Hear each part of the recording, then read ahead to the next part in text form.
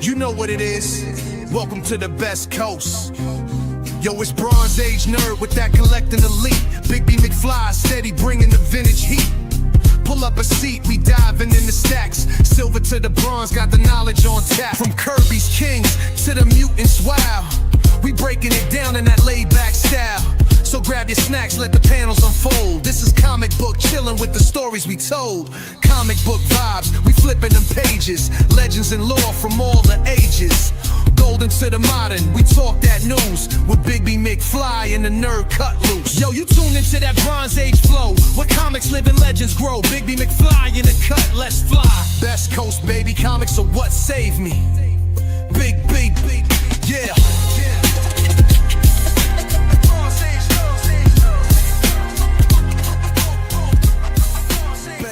Baby, comics are what saved me. Hey, what's up? It is Best Coast Comics. I'm one of your hosts, Christopher, aka the Bronze Age Nerd. I'm joined as usual by my co-host, Neil Armstrong. straight from the moon. Hey, congratulations, by the way. Big B McFly. Oh, okay. One giant leap for a Big B. And we do have an extra talking head on the screen. We have a special guest that we wanted to welcome to the show. Somebody who can come in and talk a little bit about our main topic tonight, which is going to be talking about Canadian whites and the last time tariffs really affected comic books in a major way. Everybody welcome Alan, the Comic Collector Geek. What's up, Alan? Hey, guys. I liked your intro thing. That was kind of interesting. Much sexier than I expected. It was pretty cute. Yeah, we try to kind of cover all the bases that we like on the show, and then all the West Coast kind of things we're known for, beaches and waterfronts and forests and all that kind of fun stuff. And yeah, it's good times. Well, welcome back to the show. This is your second time on. You were on to talk about your Kickstarter before, but we welcome you back to be our kind of subject matter expert here. Before we dive into the subject and kind of the stuff we've been up to, we definitely want to take a second to just shout out that we're streaming on a few different channels. You can watch us on the Bronze Age Nerd YouTube channel. It's my channel. Big B McFly's channel, and also over on the EXP. Those are three awesome channels that I highly recommend you subscribe to check out all the awesome content they deliver. And all the links for those descriptions, as well as for Comic Collector Geek's channel, is in the description below. If you want to go check that out, we'd appreciate it. Let's see who's in the chat. We got Derek coming in first on our never-ending battle to see who's going to be our first comment. Derek is upstaged, longtime winner GT Key comic. We got Richard bringing up that bronze medal, that all-important bronze medal. We appreciate that. Comic Tropes in the house. He's been researching Canadian whites. Researching a Canadian whites episode, but you beat me to it. Oh, for once we were first, Comic Tropes. That's cool. That's awesome. And we brought our favorite Canadian white with us too. Yes, we win because I'm not we literally quite from brought that one. era, but close. But you're Canadian and you're white, so Yeah, that's all that matters. that qualifies. The chat's covering my face completely. That's funny. Oh, that's awesome. And I got Lyle in the house. What's up, Lyle? Hey, Lyle. Hydra Asylum Comics, folks. Go check out Hydra Asylum Comics. If you don't know, that's one of the members of Hydra Asylum Comics is our producer Jay on this show, who's with us right now, helping us out backstage. We appreciate everything he does, of course, and so go check out his channel. Also, Mr. Science Snake, so we can officially start experimenting, getting the science down. We've been sanctioned by the snakes. Well, yeah, so this is that part of the show where we basically kind of just get caught up on how the week's been, try to live through us and see what we're reading, collecting, watching. We love to hear about that in the chat too, for what you guys have been up to, so definitely let us know. I think I started last week, so why don't we switch things up and let Alan tell us about what he's been reading, watching, collecting, and been up to over the last week, since he's our guest. I've been actually watching a bunch of auctions. I seem to be finding random stuff that prevents me from being fiscally responsible. Oh no. So I just picked up a 4-color 16, which is kind of a cool little book. First Mickey Mouse in comics. Oh. Wow. And I picked up a horrific number 3 as well, which is the bullet to the brain one. Yeah. So it's just It just seems like all the books that I want just magically appear, and I'm like, oh, but I'm really trying to cut back. I'm really trying. Don't tempt me. Like, and I just end up buying all these books that I like. So yeah. By the way, I just have to say real fast for those that don't know Comic Collector Geek or his channel, he has an absolutely amazing collection, especially if you're into the truly harder to find or more desirable, like Golden Age, really kind of different, unique stuff. And he's always, sharing that on his channel. So if you're into that kind of collecting of that rarities, the kind of really truly harder to find stuff, not just the same stuff you see on every channel, which they're awesome books, but you've seen a million ASM 300s and Hulk 181s and all those kinds of things. Probably most of the books I'm going to show off tonight. But if you like that kind of stuff, definitely go give him a follow, because that stuff he's talking about, he's got some amazing comic books. And I love that you share it with us, man. I appreciate that. Oh yeah, no problem. I like sharing, so. Yeah. Awesome. Yeah. Cool. Any other major pickups then that you've so those were some of the bigger ones. I just got a whole bunch of stuff. Like I got a bunch of books from Comic Link, where it was like I just got the order in. It was like some early Fox featured Syndicate stuff and some Margies and a first appearance of Vandal Savage. Oh wow. Yeah, so like from the Golden Age. Yeah. Big flash villain. Yeah. Yeah. So I do like a book club, so I get influenced by my book club to pick up certain key books. So I yeah. Nice. Any like you've been watching any good movies or checking out any like nerdy TV shows or anything like that, or? Actually, last thing I've been watching was like anime. So right on. Yeah, I watch a lot of anime. So I've been trying to get into anime, and I'm very much a beginner when it comes to anime. Do you have any that you've been watching recently you recommend for somebody who's into kind of the more science fiction and action style anime? Or, I like the one that I really like is from Korea. Actually, it's a title called Solo Leveling. Okay, it's really good. Nice. And what was what's some other ones that you might like? I don't know. Right now they're into isekai, or what is it? Isekai, which is like where you die and then you get reborn in some other world, and you have like superpowers basically, and you're that's kind of like the popular trend right now in anime. Okay. So there's like so many like that where where they're kind of being reborn and stuff. So one of the ones that I kind of liked was like it's kind of an interesting one that was really, really slow. Where it's like but it gets better as it goes. It like, and most start out well, then kind of get worse. This one kind of started out slow, then got much better. It's called Magic Maker, and it's about a guy who dies a virgin, thinking that if you can stay virgin long enough, you'll get magic powers. And then as we all do. Yeah, as you do, as we all do. And then he dies, and then he's born into a world where there's no magic. He's like, oh, but I can make magic, and he brings magic to a world, and he actually creates magic. And so at first he's like just kind of like barely, like he can create like a little spark or something. It's really primitive magic, but then he gets more and more elaborate in the spells, and he kind of develops the whole thing. It's quite cool. Yeah. So those are a couple that I'd recommend: Solo Leveling and Magic Maker. They're pretty good. Nice. No, I appreciate it. Like Comic Tropes was just in your recommended Cowboy Bebop, which I mean that's on my list, on my short list. The anime is good, but the live action is terrible. I've heard avoid the live action. I know it has its fans, but I think they were mostly not originally fans of the anime. Yeah, from what I understand. I enjoyed the live action, but I like the anime too. I feel like we might have troll version of Comic Tropes in the audience tonight with Tentacle Attack 74. Yeah, it seems a little weird. So many that seems like a bit of a not meant for kids one. I prefer Tentacle Attack 69. Attack on Titan is a good one. If you ever want to see another good one. That one's on my queue. Yeah, Cowboy Bebop, Attack on Titan, and Full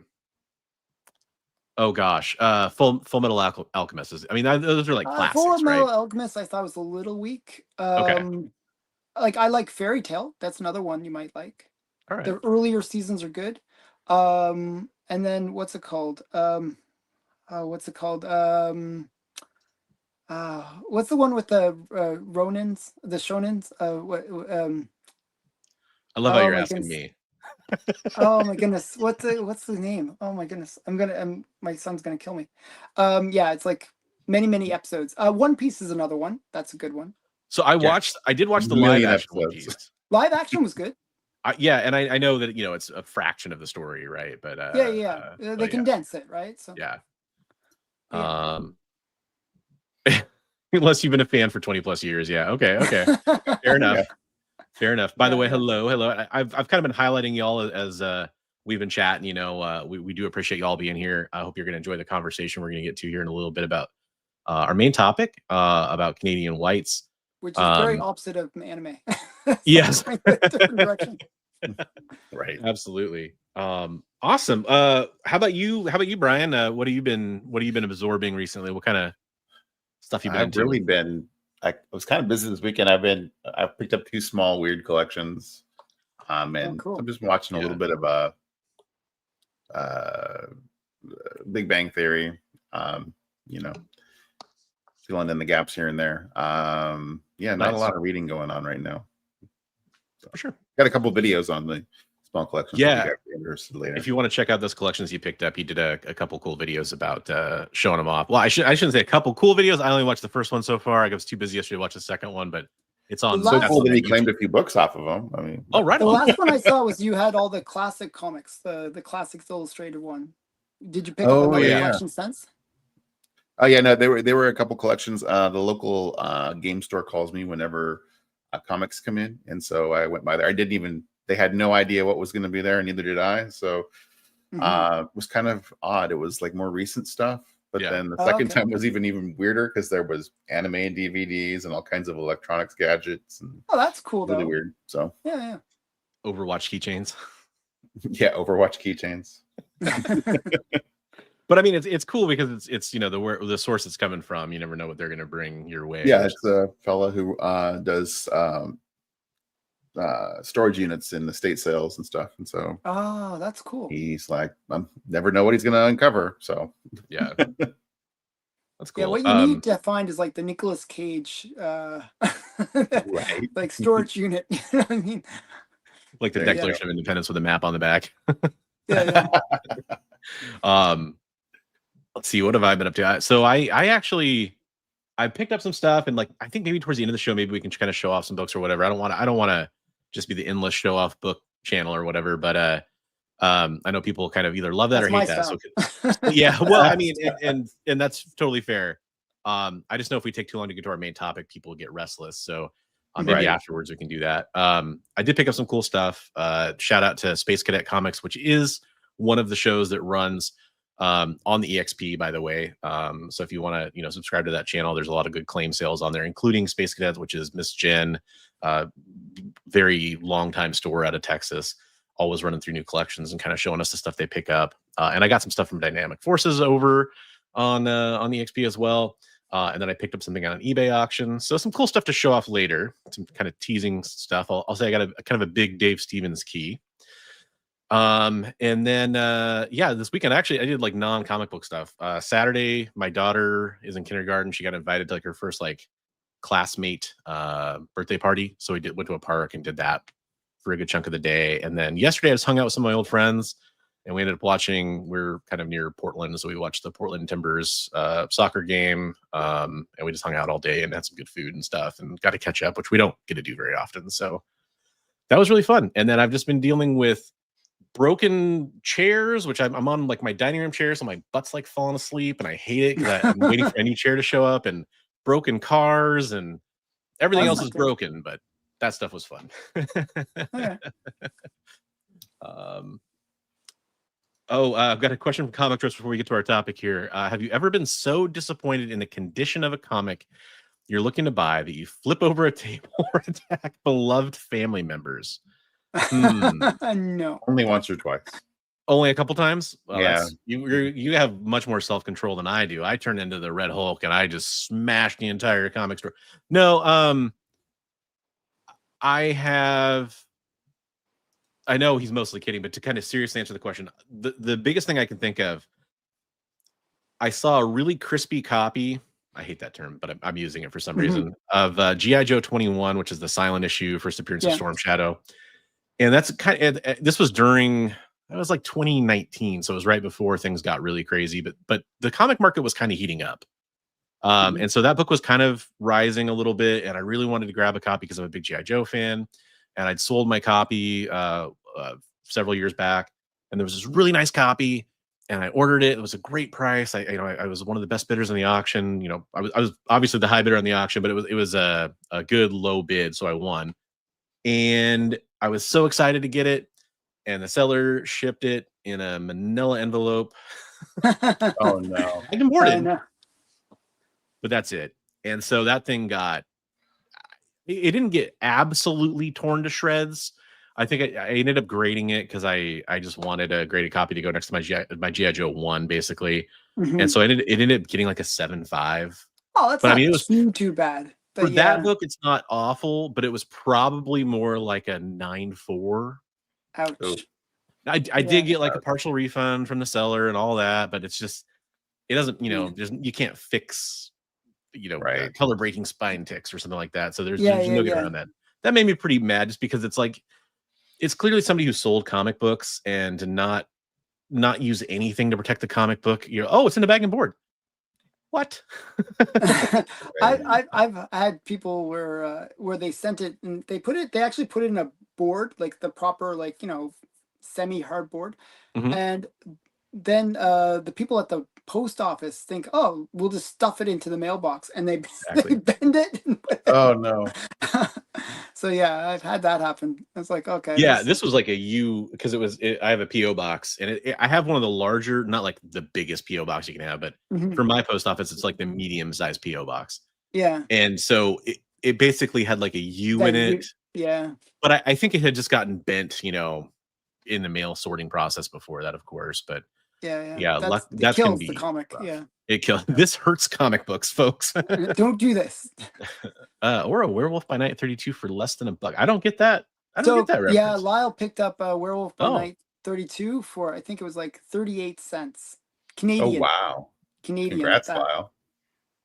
Was that is that a 20? That's about 25 cents US. So he basically picked it up for cover price. Yeah, I was gonna say that's insane. He got some crazy collection where it's like a whole bunch of books cheaply.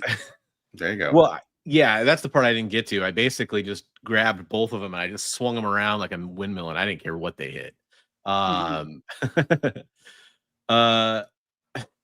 Okay, I think we got most of the comments there. Awesome. So again, I'll show off some of that stuff. I think Alan might have some stuff to show off. He usually has great stuff within reach. I'm sure by then maybe Big B might have a book within his hand or something like that. Maybe not. I don't know. You're not near your comics, are you? I have some. I'm surrounded by comics. Okay. I don't have anything that came in the mail this week or anything. Gotcha. So this is a fun topic for me because I was completely ignorant of this topic before. This was shout out to Big B. This was his idea to run this as a show. I get the blame. Yeah. And I hadn't heard about this before. So this is awesome for me because I feel like I'm going to get some education here and kind of learn a little bit. But I also want to just kind of do a blanket disclaimer. It's not that we're not going to be afraid to shy away from talking about tariffs, because tariffs tie into this story. That's the impetus for the topic. I just want to point out that we're not necessarily trying to make this super political about the tariffs going on now and all that kind of situation. If it comes up, it comes up. That's fine. Yeah. But this is history. And what's the classic saying? If those who don't learn history are doomed to repeat it. Right. So we're kind of just talking about something it's kind of relevant because tariffs are in the news right now, or were at least for a while. It feels like it's kind of dying down. And I think it's just a fun thing. When Bigby brought it up, I couldn't wait to talk about it. And we had to bring in somebody who is Canadian. We had to get the Canadian perspective here. We believe in hearing both sides. It's funny. I got first introduced to it by Americans that collected Canadian ones. Oh, really? Yeah. Interesting. So they were like, "Hey, do you have any up there?" kind of thing. Yeah, exactly. Yeah. I hit up a few of my Canadian friends that are like, YouTubers or whatever, because I was looking for some Canadian. I really want an Alpha Flight 1 Canadian price variant. because I think that's okay. a fun book to That'd have. be, You know, yeah, that's kind of a, yeah. yeah. Right. So like, I've kind of hit him up looking for a couple books, like, or some of the GI Joe books, just because there's a lot of them in that kind of sweet spot for that run.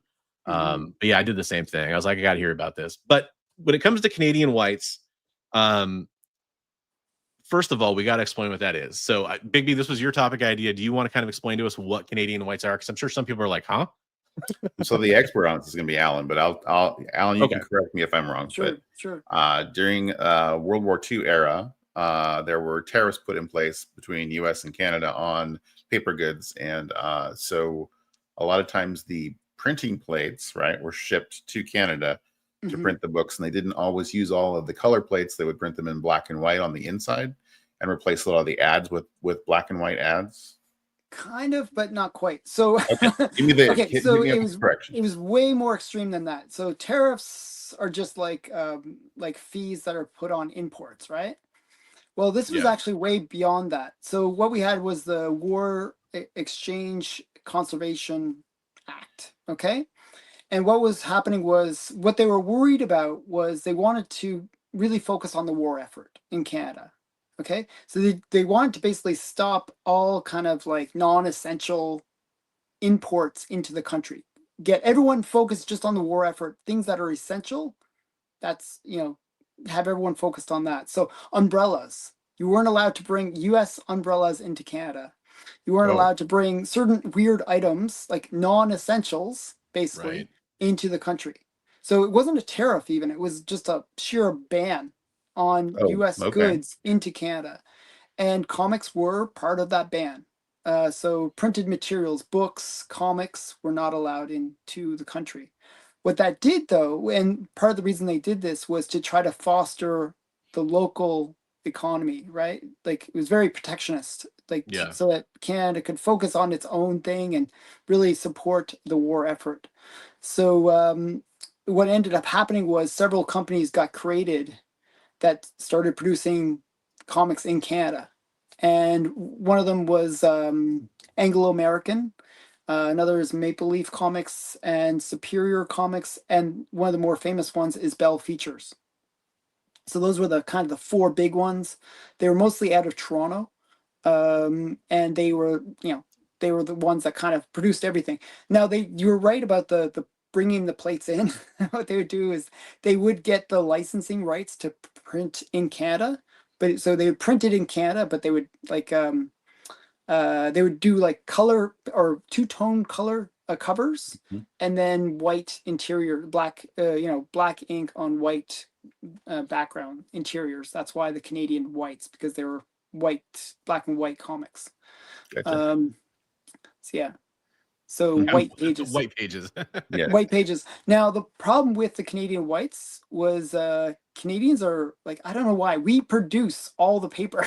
We actually produce paper, but for some reason, when we do it for ourselves, we cheap out, and it's like toilet paper. It's that kind of quality of paper. So the books, for the most part, are fairly rare because they just fall apart. The quality of paper is just really not there. So they're like one-ply comic books, basically. Yeah, basically one-ply. And they're good for wiping, and but yeah, no, they're just it just the quality isn't there, and they just disintegrated. Now there were some that were better quality than others, but there was a lot that were lost as a result. And so you'll find that some of the Canadian whites, there might be only 4 known copies to exist, kind of thing. Wow. Yeah, so it's really do rare. Were the print runs generally lower because of the general war effort and the economy at the time too? Well, yeah, I mean, it was obviously we usually, the difference in population between Canada and the United States is about 1/10, right? Yeah. So that's kind of the rule of thumb. So if you think about it back in that time, that era, it's going to be a much smaller population. So already the print runs are lower. But you probably had like maybe 50,000 being produced, or 100,000.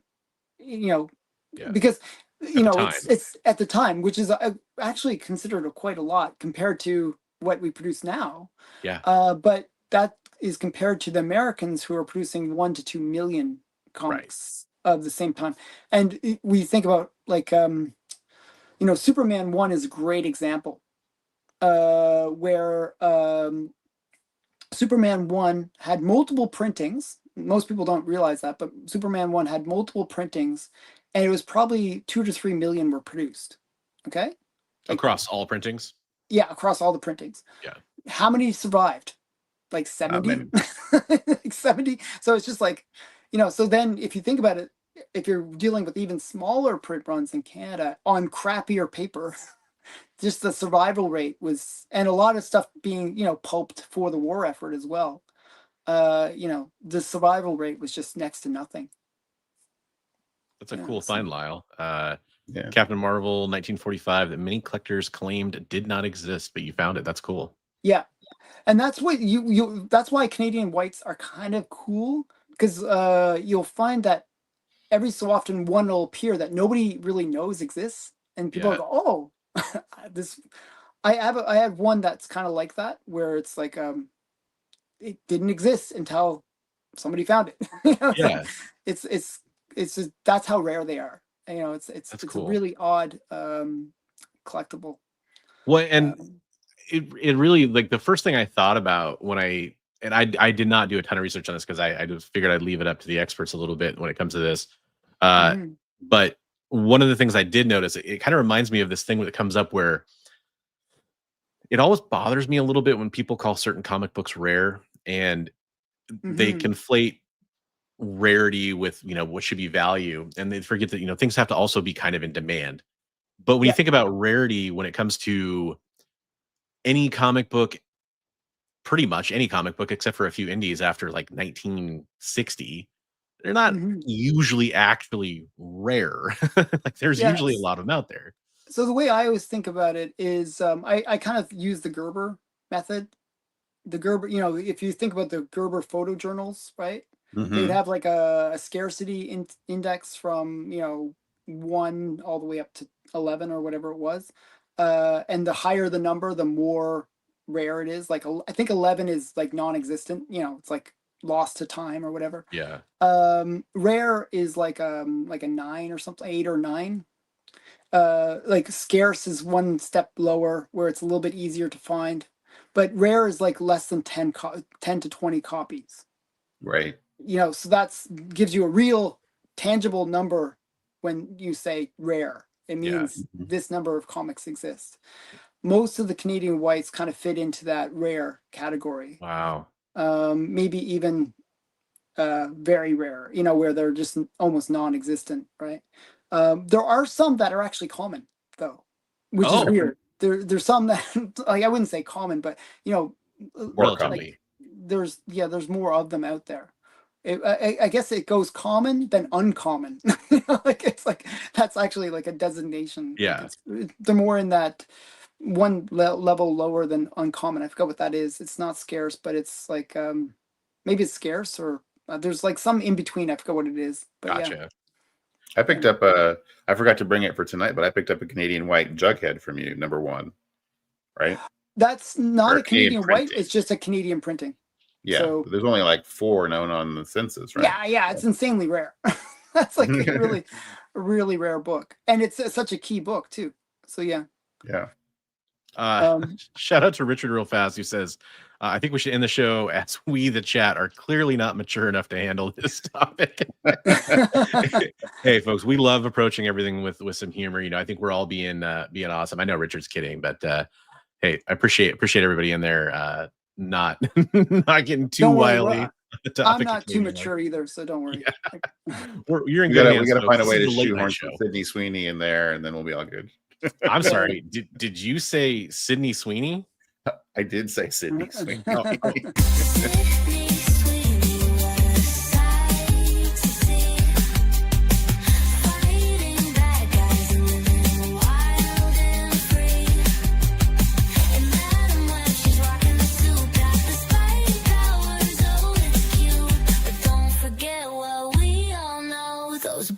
Their own show. Sydney Sweeney is the running joke on our show there. I get that. Yeah. I guess she's going to be the Black Cat or something, maybe. I'm not sure. That's the rumor. There's rumors. Emma Frost. I've heard those rumors too. I think Black Cat would make sense. I think Black Cat is a more fitting one than Emma Frost. She doesn't have the gravitas She's for not Emma Frost to me. She's Right. too cute to be the sexy of Emma Yeah. Frost, but Because she is Emma Frost sexy, is more but, of a you know, femme fatale. yeah, yeah. See Right. what I'm saying? Like, you know, Yeah. No, I totally agree. Folks, I hope you're having fun with the new drops we created and the new intros and all that kind of stuff. I know I had fun editing that one. See, we're very mature here, folks. That's what I Very, wanted very to mature. Very mature. No, but I Well- just kind of wanted to take a second to highlight some of the chat that did come through. I know Comic Tropes is saying that he'd like to find a Canadian White era copy of Nelvana someday. I will was be just going to say showing that some. there's some Yeah, I'll be there's some showing. characters that were specifically created for Canadian books, right? Oh, interesting. Yeah, yeah. There was a few that are actually precursors to the female superheroes, and Nelvana is one of them. She was Right out on. before Wonder Woman. She's a Nelvana of the Northern Lights, is that right? Yep, Nelvana of the Northern Lights. Cool bring up. And then this was interesting. I was wondering if you had any thoughts on this, Alan. No Canadian Whites printed in French. Is that generally what you've seen? I haven't seen any French ones. Maybe that's because most of the Canadian Whites were printed out of Toronto. Makes sense. So yeah, so Not from Quebec or something like that. Yeah. So I saw on but I know West that there Coast must Avengers. be French ones somewhere. I think there has to be. West Coast Avengers just bought a collection of Golden Age books that are all foreign printed. So some of them are Canadian, some of them are Australian, some of them are printed in French. I don't know where in the mix those all fall, but Some of them it were was printed really in interesting Florida. collection he got. I actually do have a French comic that was printed in the era of the Canadian Whites. But it's A French language Canadian comic? Yep. Yeah. Oh, French okay. language Canadian comic. It's Okay. extremely rare. I think there's only 4 known copies, and it's just it's a cool book. It's Cool. It's like the communist one. You know the Oh yeah, This This is is tomorrow? Yeah, or yeah. yeah. Is this tomorrow? Yeah, Is this yeah. But tomorrow? the French version of that, which Right. is cool. Interesting. Yeah. The anti-propaganda. Yeah, it's anti-communist propaganda book. Yeah. So yeah. Awesome. Yeah. So there's some pretty cool things. She does have gravitas. Yeah. Yeah, exactly. I just really wanted to take an extra second here. Just to, that was a comment from Alex Comics, which I've highlighted your comment, but didn't get a chance to say hi. I also wanted to shout out. He wouldn't know that we would have highlighted his comment. Shout out to Awesome Sauce Radio. Thanks for holding it down over there on our East Coast. Oh, that's awesome, Ozzy. They were printed 15 minutes from where you live. All right. That's cool. That's cool. I like Richard's new comment. That's what Alan's saying. Yeah, exactly. Canada started this trade. Yeah, I mean that's pretty much where we're going with That's this. where we're going. Yeah, with it. basically, That's the we third act. did start it. In this case, we did start it. It was like You started it. They started this fire. Yeah. We did a bunch of stupid things actually in this case. This was a stupid one. And then actually soon after, like the Canadian Whites only lasted from 1941 to 1947. But soon after we kind of banned comics altogether. It was like we went through this other weird thing that we did. Where actually comics were illegal until I think 2015 or 2017. What? Like technically illegal or Technically illegal. but like still in circulation, obviously. No, well, yeah, obviously, obviously we've had comics all that time. Yeah. But so what it was is there was a weird thing where you know how crime comics, like everyone, if you're familiar with Seduction of the Innocent, Right. Crime comics were really popular in the 40s to the 50s, right? Right. There was some kids that sort of mimicked some, incident that happened in a comic. And there was so much outrage about that. They were like, oh, crime comics are destroying the minds of the youth and blah, blah, blah. And so they basically outlawed any comic that showed crime. Wow. Well, that's every superhero comic. Yeah. And that's every, so they basically, that was from 1953 all the way up to, as I said, I think 2017, I think is the era. So like you guys had like a comic convention up there and they would just swoop in and arrest everybody? Raid. So there was the funny thing is it was never truly enforced. There was a couple cases where it got enforced, but it was like more like sort of like maybe hyper violent or hypersexual books that were part of the they used it as like, oh, we can crack down when we want. It was nobody really did it, but it was like, and it was to give them permission in case something like really gratuitous was printed or something, maybe. Yeah, but technically, even if you had like a Superman book in the 70s, you could go to jail. Technically, that's so crazy. It's which is stupid, but yeah. Well, it's crazy because I remember I heard about that incident where those kids copied that. It was crazy. So this one kid, what he did is he dressed up as a bat, and he would go out into the city and fight crime. Oh, okay. Okay. I was like, I thought it was really buying into this. Okay. What, Bronze? You're not usually the trolling type. But yeah, so yeah, there's been a couple weird things like that. But back to Canadian whites. Some of the more famous characters is Nelvana. There's Johnny Canuck, which is kind of a very maple syrupy name.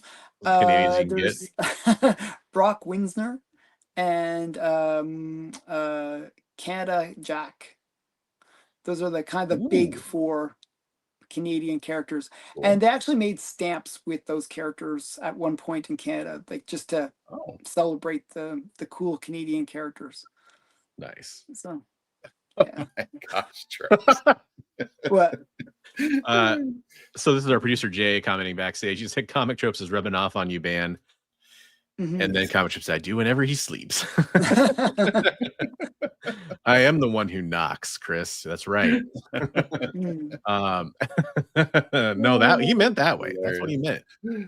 People don't know this, but shout out to Chris over there at Comic Tropes. He does a show on Monday nights as well before our show on his second channel called Comic Tropes After Dark.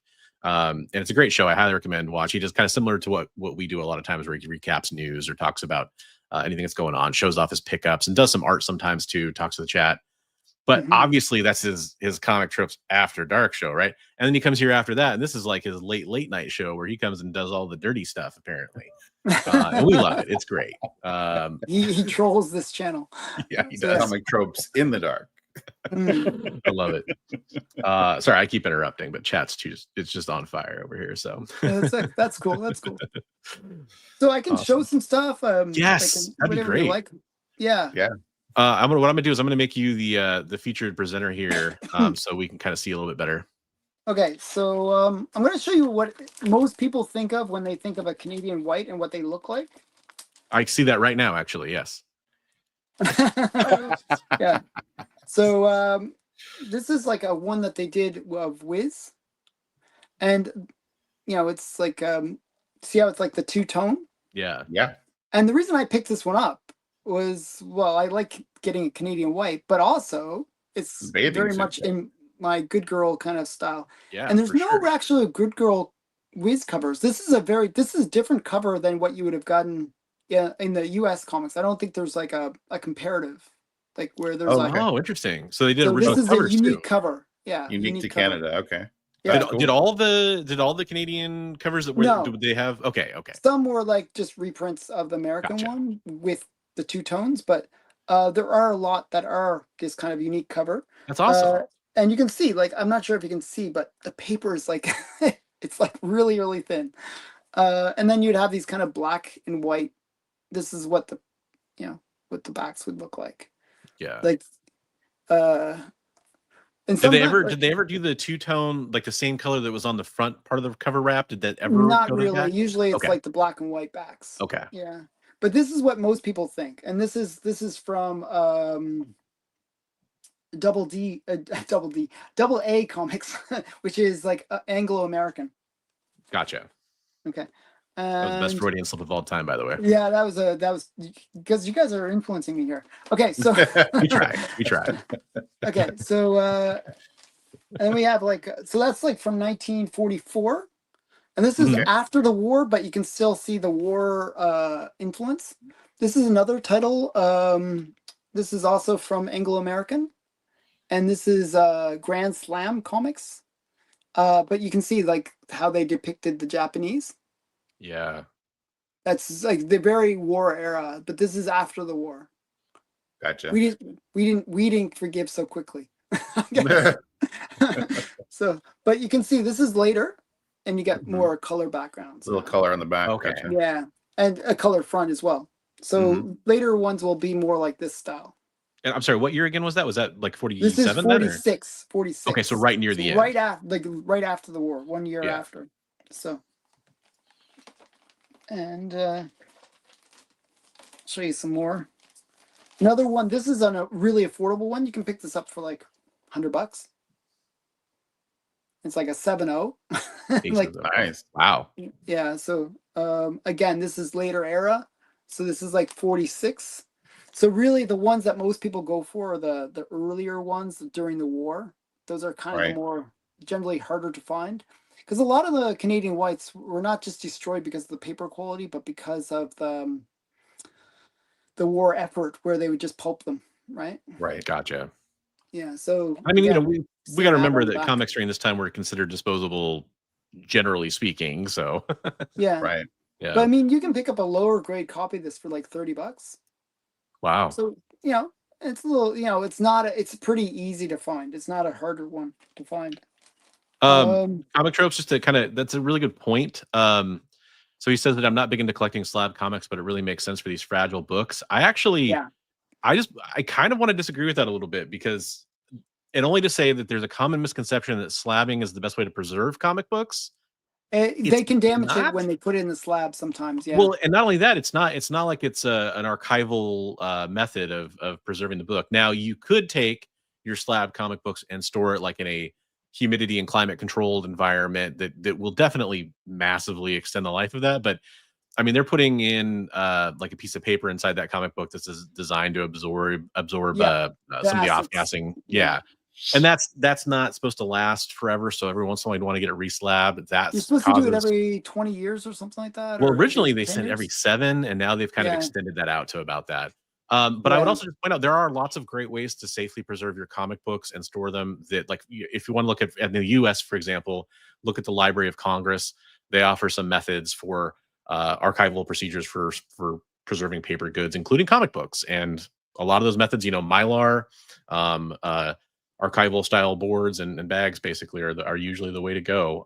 Just throwing that out there. You don't have to slab your comic books, although you can for sure. Well, the thing is, one thing that people don't realize is the slabs don't offer UV protection at all. Yeah, at all. Like so you got to use like Mylars to protect against the UV, and then you're pretty good. You're usually even then definitely don't just display it within. No, don't put it in the bright sunlight. Yeah. Yeah. Like that's why, like, this room, for example, I blocked out every window that was to this room, and I keep it usually dark all the time. So folks, if you want to check out, there's a great quality video which is actually based on a great quality Reddit post that Swaggle House Comics just put out. And I actually had seen the Reddit post before he did the video. I thought it was really great of him to highlight it.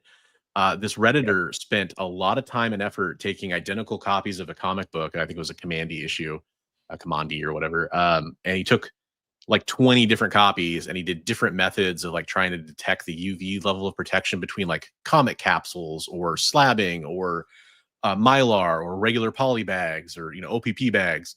And then he had a control that was just stored in a dark short box. And he did different methods of testing in direct sunlight, indirect sunlight, ambient room light. So it's actually a really good video. I highly recommend checking that out, or just searching for the Reddit post if you just want to go straight to the source. And did you see how well each survived? And that's terrible. Yeah, it's pretty severe. There's almost no method will, even if you just have a comic book in non-direct sunlight, meaning that sunlight is still getting to it, but it's not directly facing it, like in a room that sunlight can get into, it's going to fade significantly even in 6 months. In 6 months? Yes. Wow. I mean, like, noticeably, right? So not necessarily like you're going to look at a bleached comic book, but you will definitely tell the difference between like he shows all the comic books beforehand. You can see the color variation is minimal, if that. And then after that 6-month period, even the ones that should have been protected pretty well, like Comic Capsule is supposed to offer really good UV protection. Like, sure, it was less faded, but it was still faded. Right. Oh wow. Yeah. So how do you like? I mean, 6 months. That's still a short time, actually. We're trying to keep these comics for like whatever, like for our lives, right? Yeah. I mean, really, I think the answer is if you do want to wall display or like openly display comic books, definitely make sure it's a room that doesn't have you're not opening the blinds if it does have a window, that kind of thing. Maybe you have even blackout curtains or whatever. I have blackout rotate. Thick blackout things. Yeah. No windows, so there's but the thing is, even and people don't understand this. I know somebody who worked for a lighting company that explains even LED lighting will still fade your comic books. Oh, really? I thought LED was the one that was fine, but incandescent. That's the common misconception. Okay, I thought LED was fine, but incandescent would kill your books. Incandescent's the worst, fluorescence the second worst, and LED is the least worst, but it still will do it at a much lower rate than sunlight, obviously. But so the real trick is to just rotate what comic books you have on display. I try to do that a little bit, yeah. Like every month, maybe every 2 months, something like that, depending on what they are. Yeah, and there is a really good product out there that has paid for and actually done real UV testing. That's part of the problem. And I looked into this at one point. A lot of the products that say they're UV resistant or they offer certain UV protection don't ever actually pay for the testing. They just assume the material. Well, the material is supposed to be UV resistant. There was a company called Gator Guard Cases that actually did pay for the UV testing, and it's like 97.8% of all UV light is blocked. And they had an independent lab, do that testing to prove that for the material they're using. But here's the thing. Who's to say the next batch of materials they get from overseas offers the exact same protection? Because it's expensive to do that. So they're definitely not doing it for every batch. Anyways, just collectors out there, PSA, be warned. It's one of those things. Okay, well, got to protect your books. Yeah, you don't want all your comic books turning into Canadian whites. Yeah, basically. I always remember back in the day, like when comic shops were sort of on every street corner, like that kind of time period, and every comic shop would have their big store window, and they would put their best books, their very best books, in the store window. Yeah. Well, and you'll see like giant sized X-Men's or whatever that are like basically like white, faded, right? Yeah. Right. I think somebody should make like those glass, the plexi slabs that they put on the phone covers, but make them like UV that you can put over slabs, comic slabs. Yeah. Oh, and I think I said Gator Guard Cases. I think the company that did it was Encased Comics is actually the company I'm thinking of that did that. Okay. Anyways, tangent aside. Cool. Very cool. Okay, so I can show some more. Yeah, please do. Yeah. So so another affordable one is Grand Slam Aces. Nice. So these are like Westerns. So Westerns obviously are not, like that desirable. Right. But you can see what the kind of style the Canadian books are, and you can see the back. This is more nice red on the back of that. It actually looks pretty cool. It's really, really bright, isn't it? Yeah. This is from 1945. So you can see that they're still in that little bit less colorful backs, right? And here's another one, the 3 Aces. So there's Grand Slam. They didn't really have that many names. It's like Grand Slam Aces, 3 Aces. What was the other one? It was like Aces Comics. Like it's like they like their aces. I don't know. And we got, this is another one of these ones. Nice. So this is around the 46 era again. Isn't that the same one you showed earlier? Yeah. No, it's I thought you did show that one. It's a different one. It's my dupe. Same. Different copy. Oh, okay. A different copy. Yeah. Okay.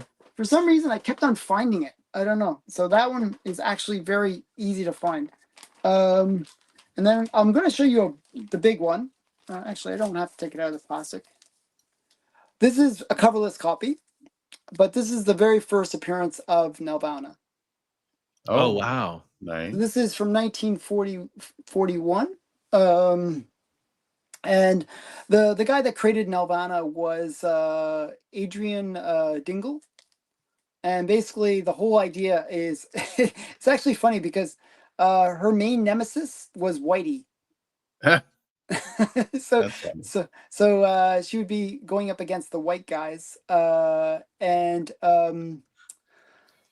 yeah, it was like basically she was like a native, like almost like a spiritual, like a like a like a like a native spirit creature in a way. And her and her brother were the kind of the two main characters, but her brother, he was kind of cursed and he couldn't show himself as a human. So whenever he would appear, he would be a dog. Just kind of the weird thing. But yeah, so she would basically, white guys would be in like fishing on their like the natives' property or whatever, infringing upon their rights or something like that. And she would come in, save the day kind of thing. They later changed it when it became more about the war. They changed it to the whiteys being more the Nazis, right? So they kind of made that switch over time. But the original story is like her against the evil white guy. Evil. So it was kind of funny. And I can show you the back. Oh, that's cool. Cool. So yeah. But this book, I was actually I kind of lucked out on this one. Originally, the guy wanted 15,000 for it. 15,000. 15,000. It's an incredibly major book for Canadian history. Right. There's only 4 known copies. And what happened was he decided to put it up for auction. And he did it like, with the dollar start. Oh wow. Oh wow. It quickly got up to like 1,000, and I threw in a bid of like 4,000 at the very last second, and I got it for 2. Wow. Nice. So yeah, I was quite happy. I was like, it's much better than paying 15,000 for it. So well, and it's the kind of thing too where you can't. There's no comps, right? So you can't like. Yeah, it's not like you can look it up and say, oh, okay. Can't really blame him for setting a price that for all I know, it's worth it to somebody. Yeah, no. This is a major piece of Canadian history. It's like a hard book to find. It's like it's kind of one of the big grails in my collection. That's awesome. Yeah, that's really cool. Yeah, I'm going to show you some. These books are not considered Canadian whites, but they're of that era, if that makes sense. These are like more the later era, like so what happened was in 1947 it was really the kind of the end of that golden age of Canadian comics. Mm-hmm. But then they kind of they kept on bringing back the embargo, the trade embargo between Canada and the United States, mainly because like it looked like the Canadian businesses would go out of business if they didn't kind of protect it. So there was kind of like another era between 47 and 53 where they kind of revamped it in a way. Okay. And these are from more that era, that second era, where basically the weird thing was we weren't supposed to import U.S. comics, and we weren't supposed to export even to the United States. We were supposed to keep it all in Canada. Well, some Canadian companies didn't really care. They just did it anyways. They just would export. So these ones were like Canadian comics that were exported to the U.S. Interesting. So this were they also available in Canada, or they would be available in both? Yeah. Gotcha. But they sort of just went around the whole thing. And these are from Superior Comics. So this is Mysteries Weird and Strange. And I kind of like it because this is sort of like, as I said, these are late 40s, like more the 49, early 50s era. Okay.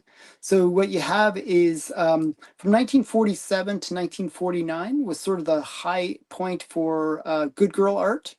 Mm-hmm. And what happened was when that sort of faded and people got interested in other things, they sort of mixed good girl into everything else. So, you get all these kind of good girlish kind of horror covers or, and, right. So you get that kind of thing. It's so crazy. Like it looks like he's throwing donuts at her. Well, I don't know what those are actually. Just whatever. I have no. I think it's the wheel of this wheelchair that he's in. He's in kind of like a wheelchair. Oh, okay. I was all right. chucking Tim Hortons at her. It's the most Canadian thing ever. Yeah, maybe. Yeah. Throws donuts at her. I don't know. It's really weird. Have a maple one, huh? And then I'll show you one more. This is one of my favorite. Another. Oh wow! This is Strange Mysteries, and this is another Superior. This is from 1953. This is obviously very late in that era. Wow, that's really cool. And then we got. You have a Nelvana with the cover on it? No. Oh. So actually, it was kind of frustrating. There was a guy in Australia, strangely, of all places, that had he had two things that I wanted to get from him, and we kind of worked out a deal. So one was a bound collection of Planet comics. Okay. And I worked out a deal, like, generally most people don't realize, but bound, once you bind the comics, really kills the value. Yeah. Right. Probably if the books weren't bound, they would be worth 10 to 20,000. But because they're bound, maybe worth about 1,000 to 2,000 range. Just kills the value. Like, just they're high grade, but they're they're just a fraction of the value. Hey, nostalgic Roblest, yes, we are live. That's that usually is Comic Journey that does that. Are you live? Yeah. So what happened was I got him. I said I paid $1,500 for it, which was a fair price. And then he had this Nirvana cover one, and I said I'd do like $1,800 for the two thingies, and he was like sure. And then I don't know if he was talking to somebody else or something happened where he all of a sudden, like, I was like trying to work out how much was shipping and stuff like that, and then he all of a sudden just stopped talking to me, just ghosted me after that. So however, I think he probably did better with that, because that Nelvana cover one, I think there was a sale for 11,000. Oh wow. I didn't realize, like, I wasn't trying to rip the guy off or anything like that. It was like, I just didn't know. There was no comps until that sale. Right. So those Nelvana books are pretty rare. They're really rare and highly sought after. So, it's like, there are like collectors that specifically collect Canadian whites, and they're in, United States and in Canada. Right. So, they go for crazy money. I think anybody who's into like rare, like we were talking about earlier, anybody who's into like actual rarity, like, it makes sense. Like, if you like comic books, there's a really good source of real rarity there. Mm-hmm. Yeah, I wish I had more in my collection. I have a couple more. One's really beat. Okay, I can almost grab it. One sec here. I have to kind of grab it. It's not flat. It's in a box with some other stuff. Let's see if I can. Hopefully I grabbed the right box. One in 50 years. Yeah, that's crazy, Lyle. Now have you seen two technically? Okay, I grabbed the wrong box. Okay. This is the problem. My organization skills are the worst. I can relate. Yeah. But the other one I have is just I think there's only one on the census. Or not even one on the census. I think it would be the one if I got it graded on the census. Okay. Wow. So that's crazy. Yeah. It's not like if you have these books, generally you get them graded because they're worthy of getting graded for the value. And the other one I have is kind of like one where it's a guy jumping down on some Nazis. Well, that's cool. It's kind of a cool one. I just couldn't find it. Like, I was looking for it. I rearranged things saying, I'm going to get organized, and then can't find it anything afterwards.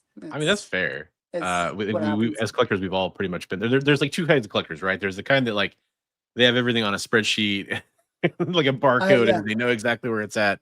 And there's everybody else. So I was going to ask you, Alan, like, I know, to me, this kind of reminds me a little bit. It's different, obviously. It has one common element, which is if you're American. This kind of reminds me a little bit of like foreign international comics. In that it's a specialized niche. It usually involves older comic books, not super modern stuff, obviously, when it comes to foreign international. for those collectors, there's some resources like some Facebook groups and stuff like that. A couple Discord servers I know about that where they like discuss like, hey, anybody have a connection here if we're trying to get this, or do you get anybody know? There's a few big collectors. Yeah. That I know one in Quebec. That has like a pretty big collection of Canadian whites.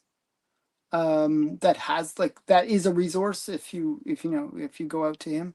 Okay. His name is Broman, I think is. How do you spell that? It's Bumon, I believe. Okay. Broman, Buman, or yeah, I couldn't tell you. I don't know. It's some Frenchy thing. I don't know. So yeah, but the weird thing is he always has best offers on all of his eBay listings. And I put in a couple best offers and then he blocked me after that. So I'm kind of annoyed. Okay. So I can't even buy the books from him anymore. So it's kind of annoying. Yeah, Brunum. Yeah, I would not pronounce that way. Okay. Yeah, Brunum. Okay. Maybe, but okay. I don't know. Yeah. I totally butchered it, but yeah, that's the guy that I was thinking about. He blocked you, so you got to make a new eBay account so you can keep bidding. I actually did that and bought a couple books from him. Don't. But yeah, I don't know anything. Gotta have your alt accounts. So, but I guess what I was going to ask is, do you know about any like? Are there any groups? Places where you've seen like any special, like, are there CGC threads where people are really discussing Canadian whites? Or not really. It's pretty.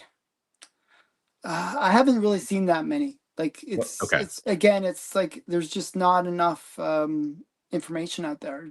There was really when I was doing research for this, there was a CGC forum for Canadian whites.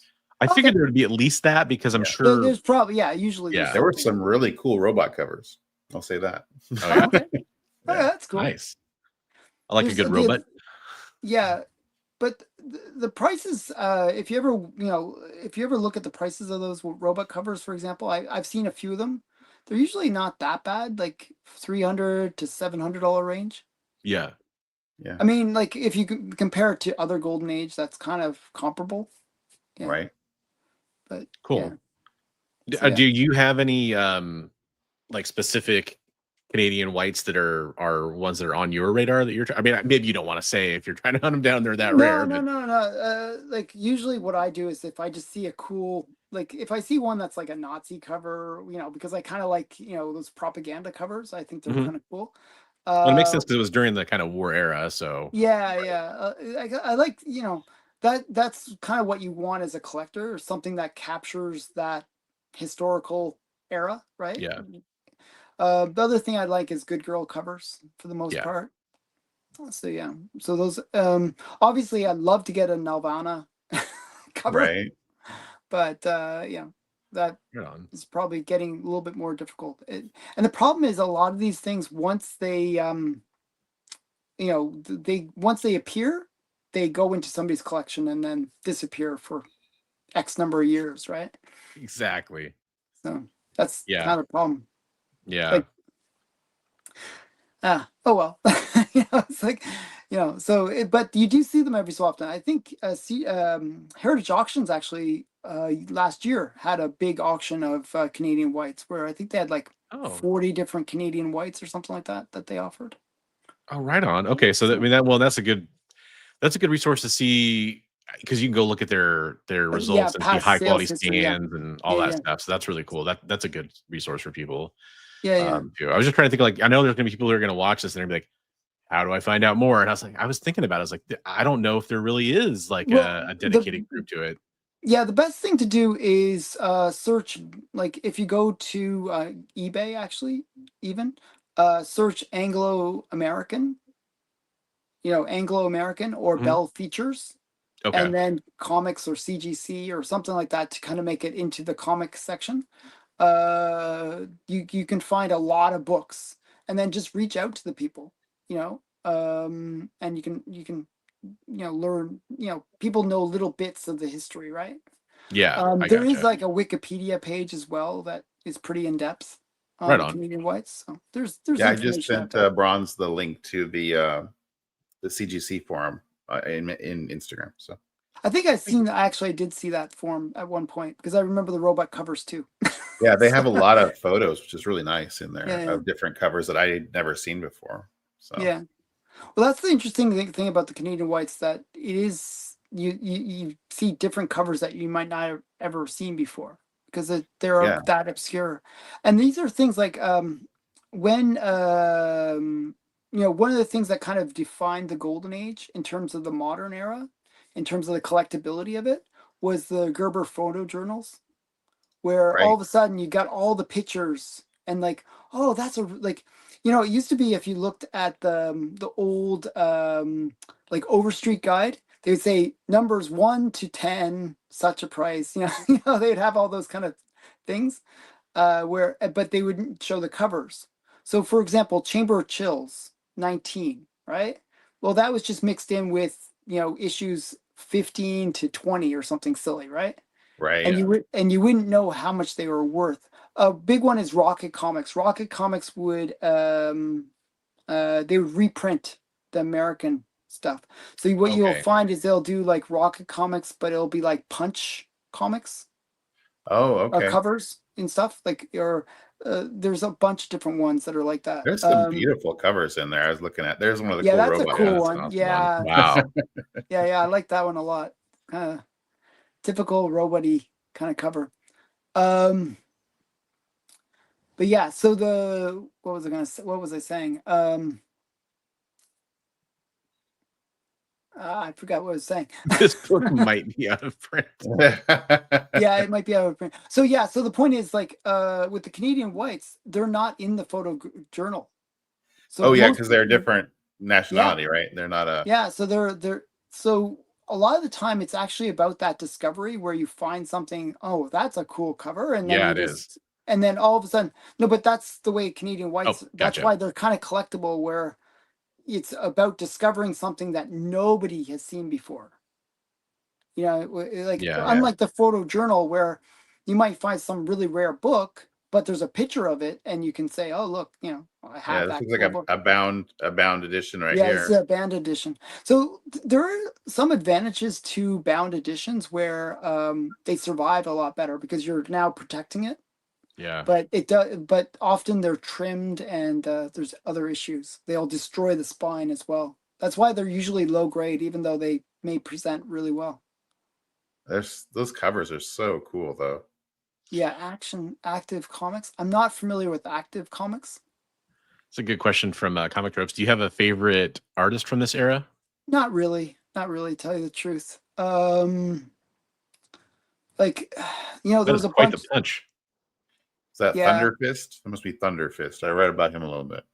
Okay, I'm not familiar. I mean, if that's not Thunder Fist, I'd hate to. He was one of your Canadian heroes, Thunder Fist. Thunder Fist. I never even heard of him.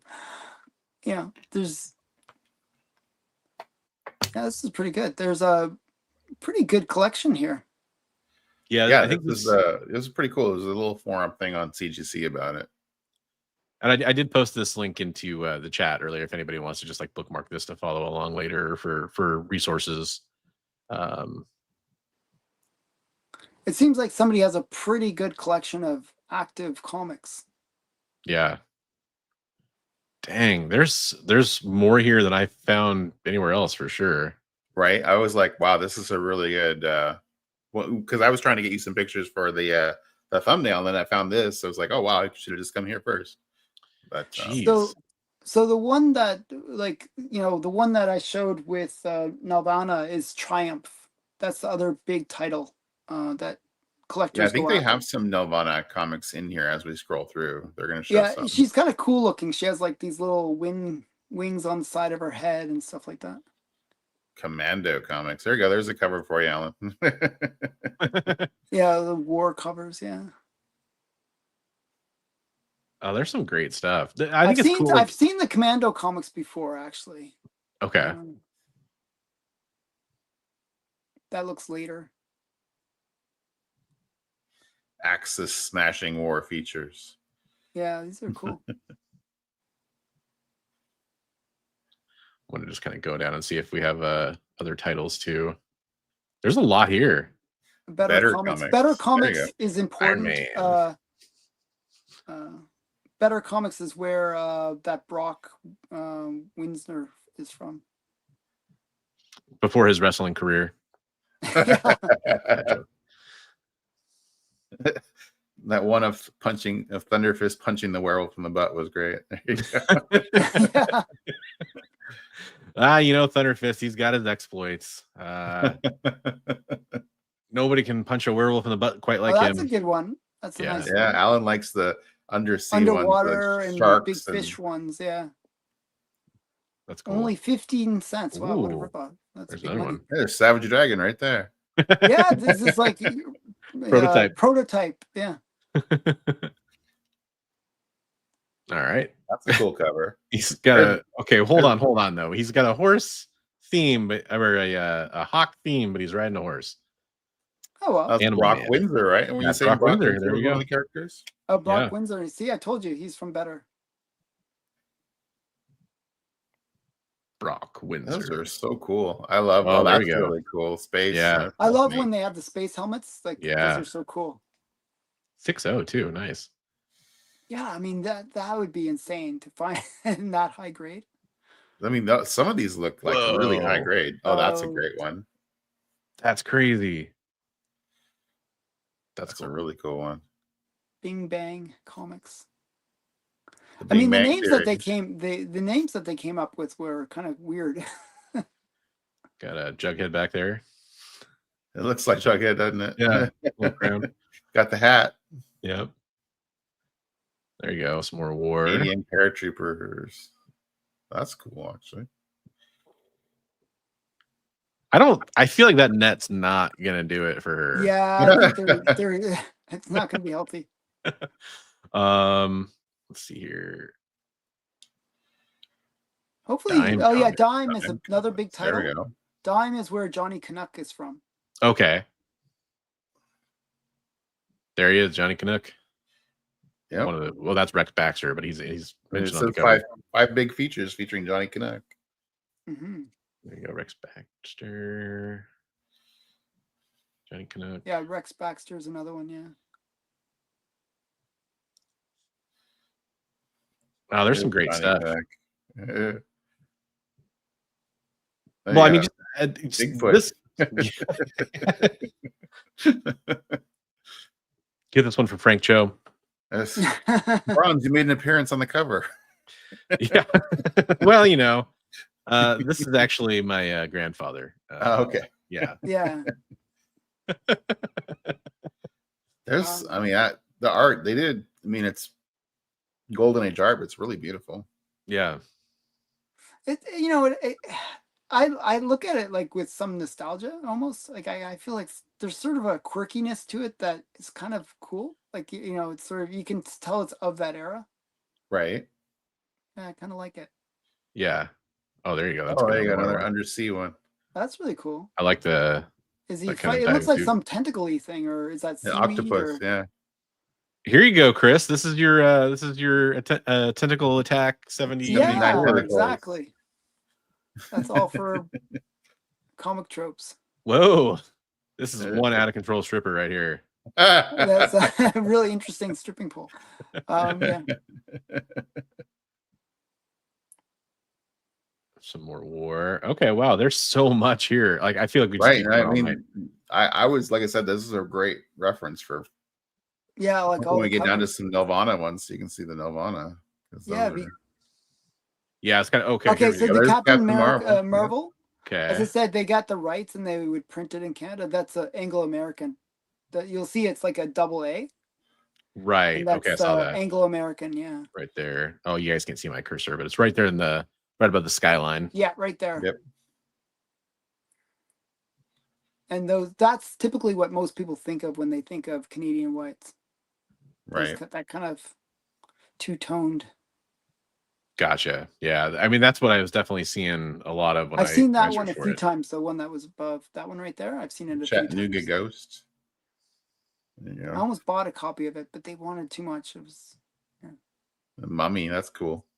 It's a As I said, giant these would be mummy. unique covers too. That's the cool thing. Right. So they're not the U.S. counterpart. No. How many fingers does he have on that fist? He's holding back. when he's punching. Oh Mummy. gosh. Oh. It looks like he has at least 6 or 7. 6 fingers. He's got 6. Yeah, there's five on his normal digits and then a thumb. Okay. Oh, well. So AI, folks, it's been around forever. I'm just kidding. Yeah. People always, as if artists have never drawn 6 fingers before. Inigo Montoya. Inigo Montoya. Yeah, he's coming for maybe. My name is Inigo Montoya. You killed my mummy. It looks like it. You punched my mummy. This is actually the first head sketch commission cover, actually, believe it or not. It's pretty crazy. Captain Marvel in St. Paul, Minnesota. Eh? Yeah. That's an awesome one. Yeah, that's cool. The one you man. can see the Captain Marvel / Superman kind of yes crossover. Yeah. Right. For that's sure. Cool. Well, then punching the shell is cool. Yeah, that's really well done. He like punched the cone right off of it too. That's cool. Yeah, that is really cool. Oh, he's got a little demon and angel. That's cool. That is actually pretty neat. I went by that one pretty quick, but I realized what it was. I was like, oh, that's neat. The ghost of the tower. Oh, well, that's really, I like that. Notre Dame. That's good art. Keep them flying. All right. I mean, there should really be a book that, like, kind of like similar to the photojournals that has all these. That'd be cool. Just for the Canadian white stuff, right? Yeah. Because they're almost lost. That is a reprint cover. That one right there. Right. That's the origin of Captain Marvel retold. Yeah. Okay. And they explain what Shazam means. It's like Solomon, Hercules, Atlas, Zeus, Achilles, Mercury. Yeah. Little cheat sheet there for you. Captain Marvel joins the army. That's cool. Yeah. I mean, strangely, they made the two-tone work, right? Yeah. Like, especially with the red, like it definitely pops.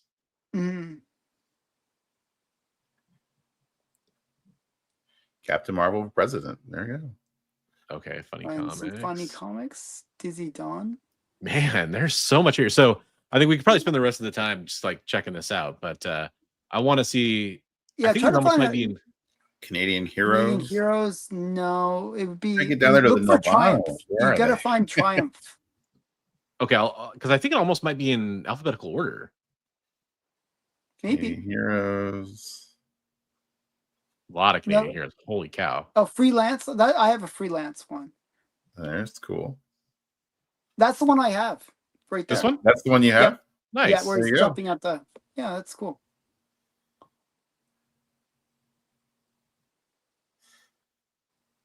That red really popped. I like that blue. Really that blue cool is blue. Interesting. The purpley blue. Yeah. Yeah. Indigo.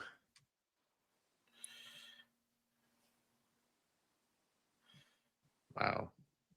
It's like a wintergreen. Yeah. Yeah. There is a lot of cool. Yeah. Yes, great artwork. There's another undersea one for you. That's cool. Yeah, with the is a sub.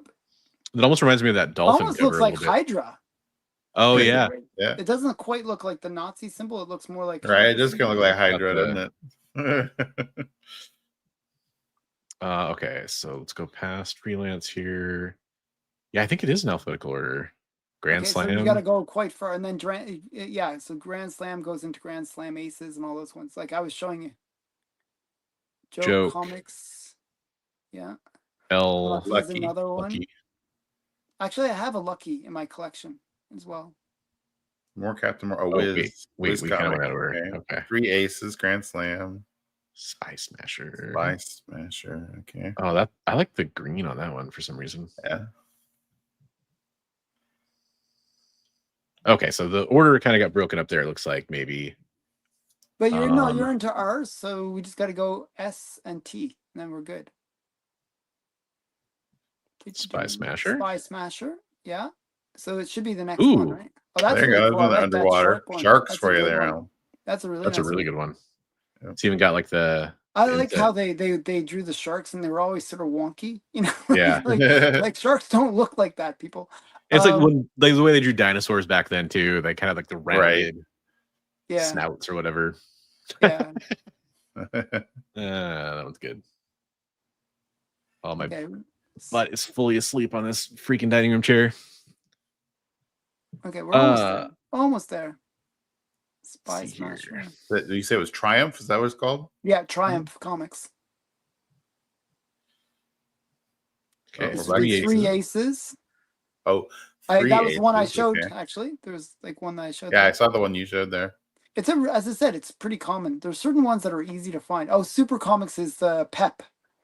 Okay. Okay. So these were actually reprint covers. Archie's, huh? Yeah. Oh, they didn't have any Nirvana. No, wait, there's another page. Next page. There's Triumph. There we go. Oh, that's beautiful. Yeah. If I see the cover for number 1, I'll tell you. There's another underwater. There you go. Oh, that's really good art on the Triumph. There's Nirvana. You go up. Yeah, there we go. See how she has that little feathers? It's like little Thor wings on the side of her head. Yeah. Hey, those are named. No, I'm just kidding. So she came out before Wonder Woman. So right. That's pretty cool. Yeah. And that looks like Hitler that she's jumping on top of. Yeah, it was Hitler. That is for sure Hitler. That would be an expensive comic. And then she's like unmasking a fake Nirvana, it looks like. Oh, okay. Yep. That's pretty cool. Yeah. There she is. If I see the one where it sold for like 11,000, I'll tell you. Oh, no, that one. There she is again. This one? That's the one. Yeah, that. Number no, 12, but it looks similar to that where she's kind of coming off the side.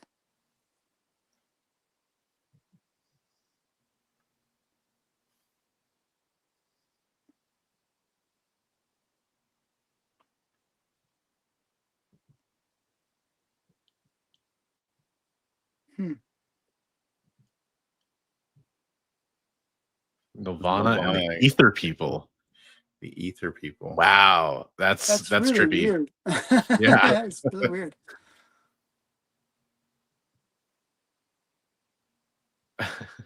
Almost look like Dr. Fate back there.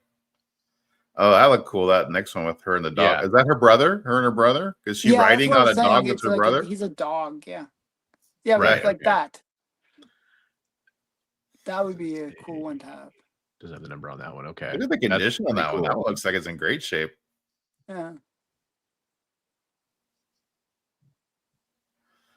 Oh, and that's it. That was it for Triumph, huh? And then darn. I mean, there's probably some other stuff that this looks like one person that posted a lot of stuff. There's multiple pages on the forum, so yeah, a great resource for you guys if you guys want to check out more of that. Oh, there you go. There's your cover. Oh, there's like 2 or 3 of those on the census of mine. There we go. So yeah, I mean, definitely go check that out, folks. Like I said, I posted the link in the chat. There's just there's so much here. I'm actually gonna enjoy checking. I think actually the other one that I had go up again. Is that no? It's not Spy Smasher. It's similar to the one that was below, the brownish one. It looks similar to that, but not quite. So attorney killed in home. Captain Marvel suspected of murder. Holy moly! There's some cool stuff for sure. Oh yeah, amazing. Little corner of comics history that not everybody knows about. Yeah, absolutely. I mean, it's like something that you'll discover some really cool thing that you never even heard of before, right? Absolutely. Right, and it's like one of those things. Like you may come across, like we're up here in the Northwest, we might come across some of those at a antique store or something, that we would not even have known what we're looking at. And the weird thing is, people don't know what they are. Yeah. Right.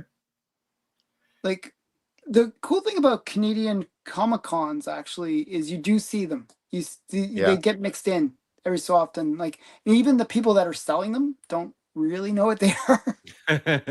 They're sort of like, it's sort of like, oh, I have this thing and we're not sure what it is.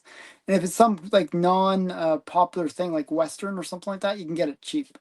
As I said, that's really cool. So you can kind of bargain hunt for from the uninitiated, huh? Yeah. You just, you ask for older books, and then they'll say, "Oh, I have some stuff in the back," or. I found this one. I had to post this one. That's the one. That's the one. That's okay. the one that sold for big money. That's in our thumbnail, I think. So I think that was the one that was used for the stamp. That's a really great picture. Yeah, it's pretty iconic. It's a great picture of her, right? Yeah. I kept scrolling. And I was like, I gotta show this one. You gotta find it. Yeah, that's it. Nice. But, I mean, that's kind of cool. It gets a sense of the character. Yeah. No, it's awesome, and I really appreciate you kind of sharing your knowledge on the topic too, because it is one of those things now where it's like I'm gonna be going around checking this out, learning about it, telling people about it. That's the fun part. Spreading that knowledge. I consider myself an expert. I know a little bit. I've dabbled. Right. Yeah. You're more of an expert than we are. That's for 100% sure. You're our at least our community expert until I find somebody better. Dang it.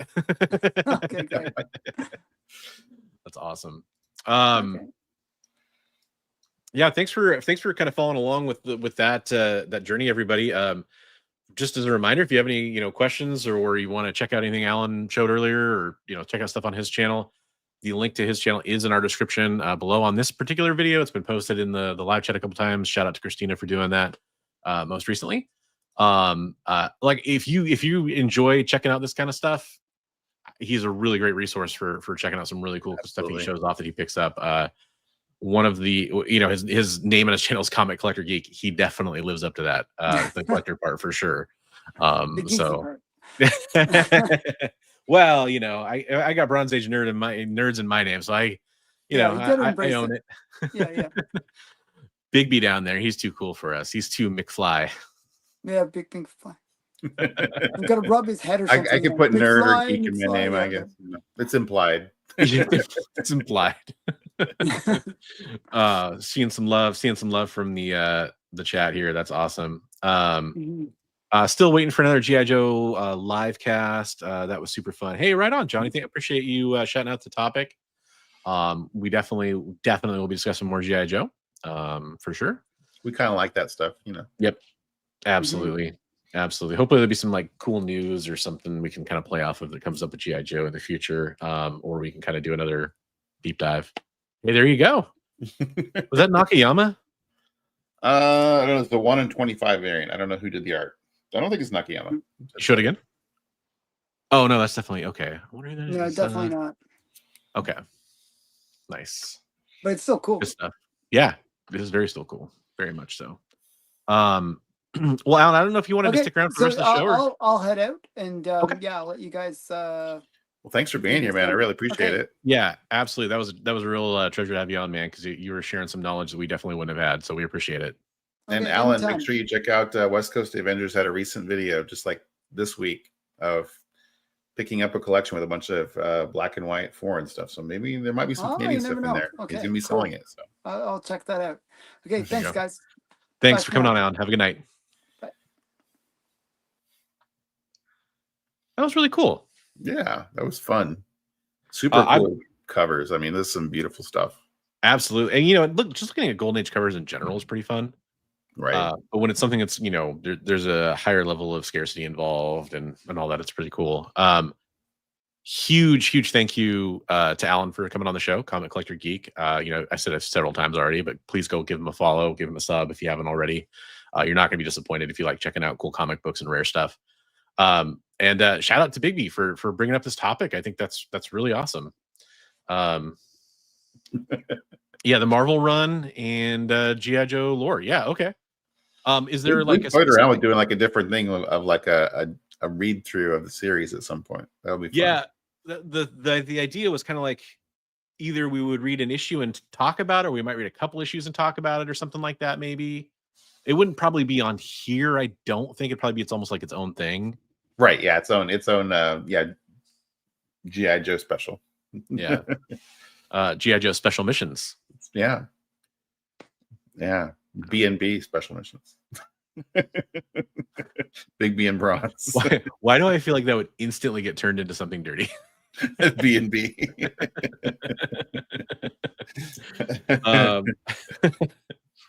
So let's see what else. We just be Best Coast special missions. There we go. Best Coast special. Yeah. Okay. That might work. We could either talk about news, or I could show off a few things I got. Why don't you show off some things you got, and then we can do some news. Okay. And we should give Jay his moment in the sun too. Yeah, we'll definitely do that. Put him on the spot, you know. We like to do that. You know how we do. So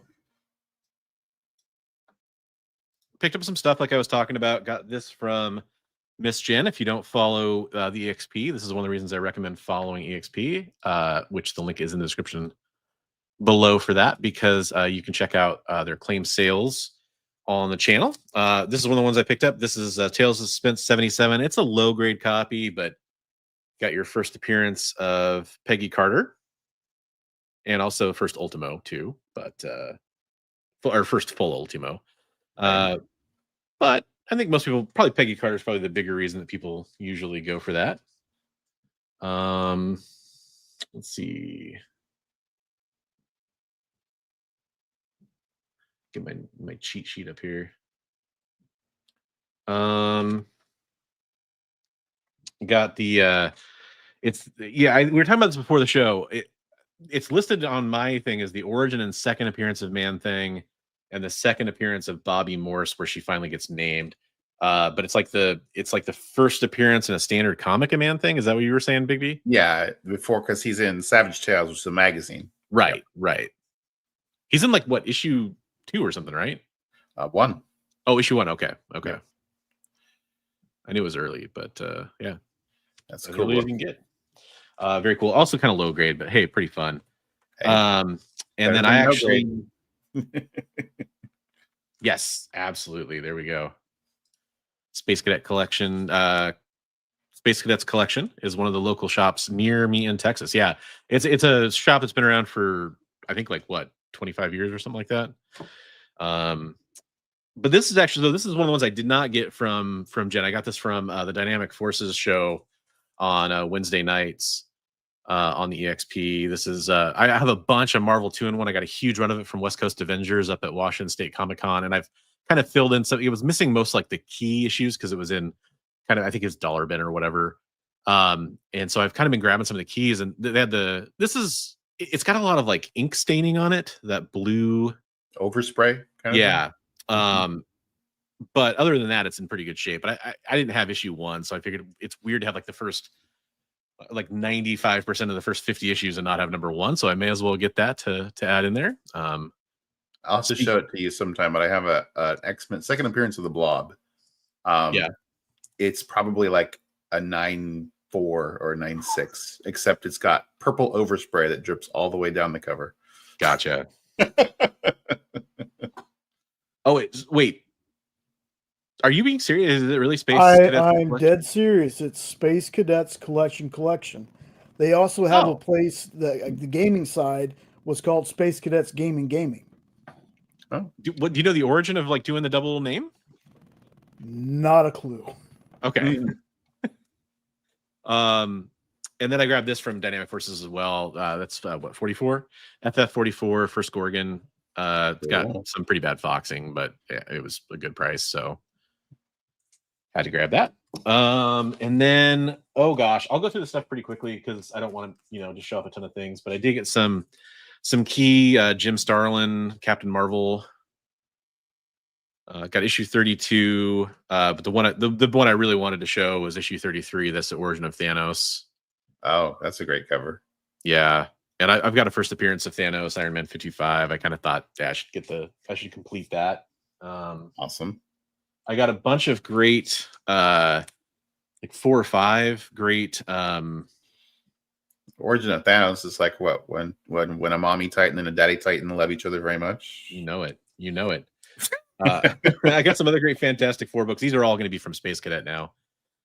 This one is the first John Byrne. It's also the first Herbie.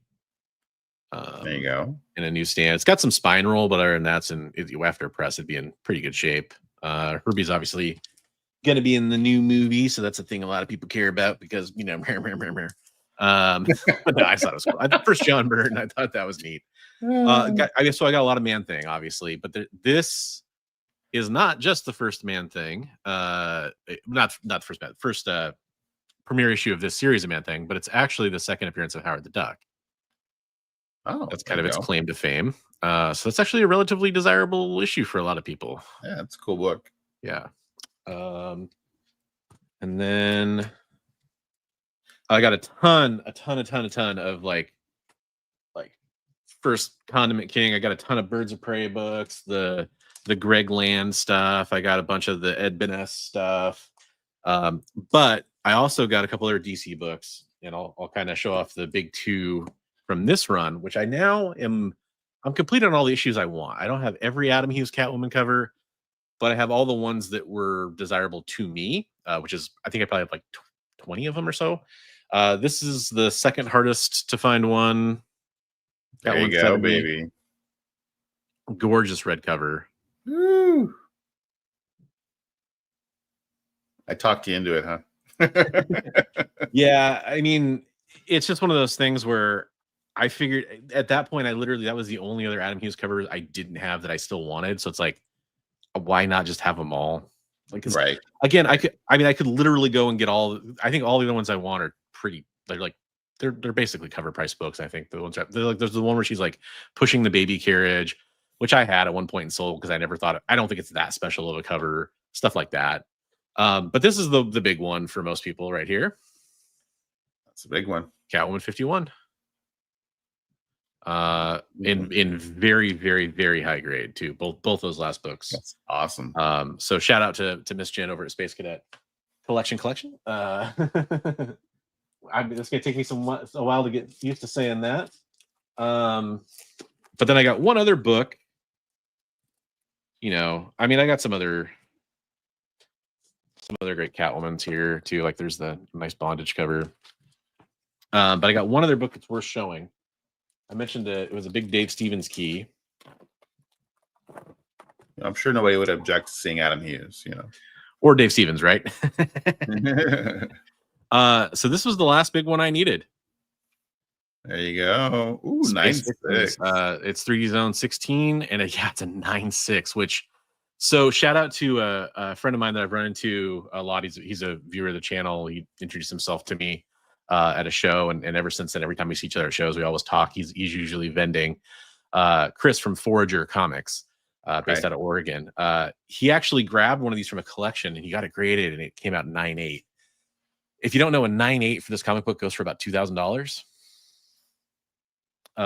And he, you know, I kind of toyed around. I'm like, hey, would you consider selling? He's like, I'm gonna get it graded, and because it was really hard grade. He should get it graded, and he did, and he got a 9.8, which is awesome.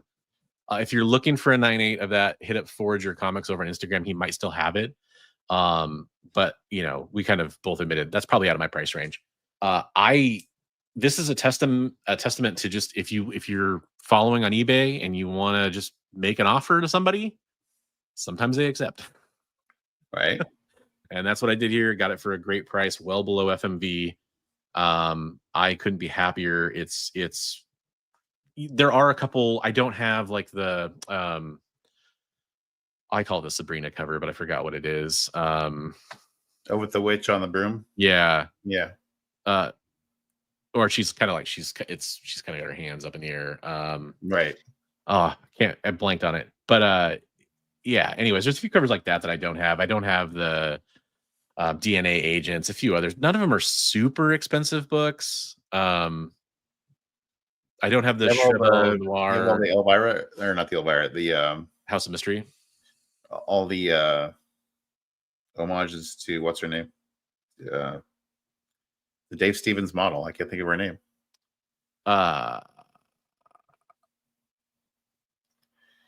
Betty Page. All the Betty Page covers. Oh yeah, yeah. I mean, for me, it's like the big ones are the Planet Comics, 3D Zone.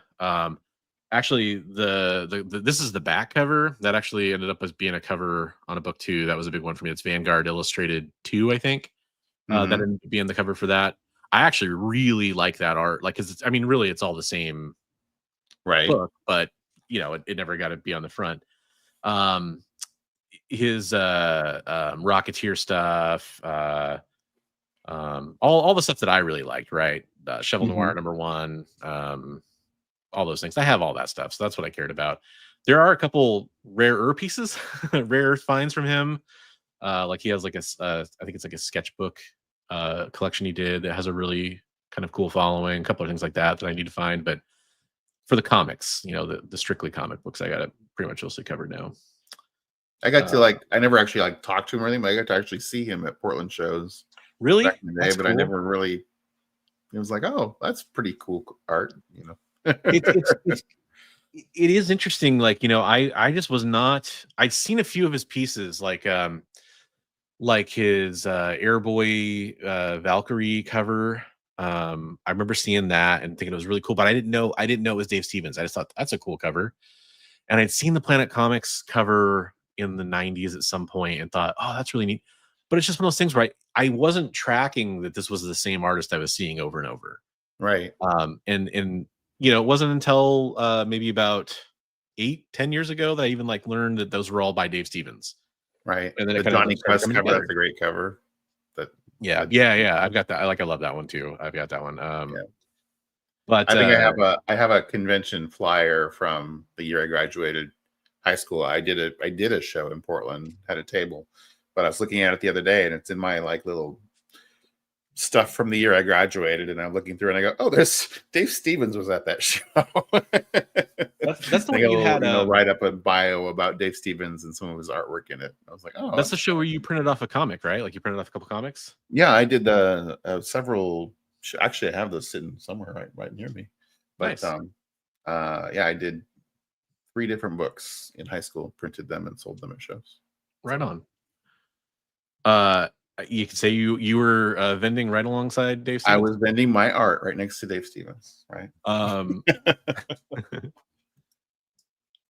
So I do want to make sure, thanks for indulging me, everybody. I showed off all my junk. I do want to make sure we cover a couple news things. Here, let me get that shared so we can. Sorry, I didn't realize you were doing that. I was looking at something else. No, okay. This is my art that I was showing next to Dave Stevens.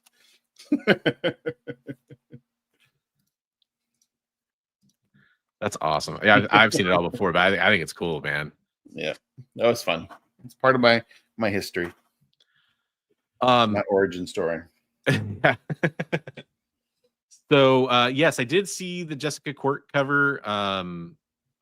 But she does some really cool stuff. She's worth a follow on Instagram too, because I can't remember if she usually posts before she throws it up on some of the Dynamic Forces shows, but definitely go check out her stuff too. Good artist. That's the Catwoman 51 homage. But before we talk about news, we have to show this real fast.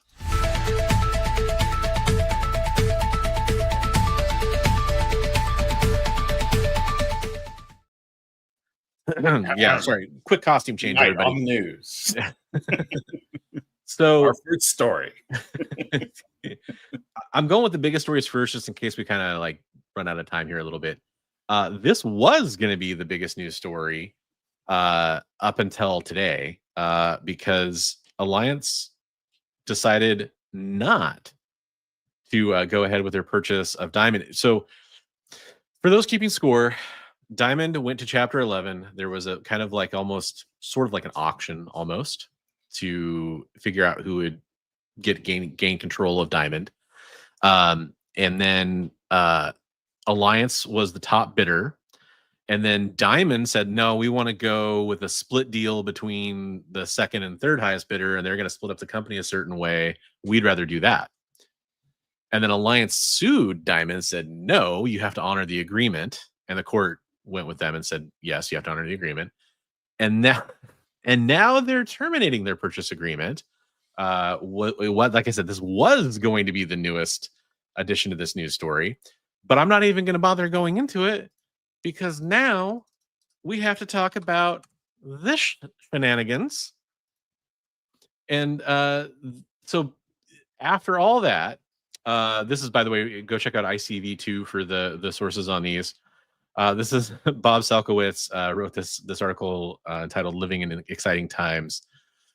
So throw the final fate of Diamond comic distributors onto the growing pile of things that folks in the comic industry don't know and don't control about the business environment.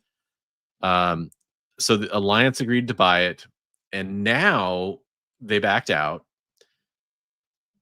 And the latest follow-up is that there have been court papers filed to convert it from a Chapter 11 bankruptcy, which is kind of like a restructuring is the easiest way to say that, to Chapter 7 bankruptcy, which is folding and selling off, your assets to pay your debts, basically. Wow. Now, as I understand this is not final. Of course not, because nothing gets to be final with this Diamond stuff, right?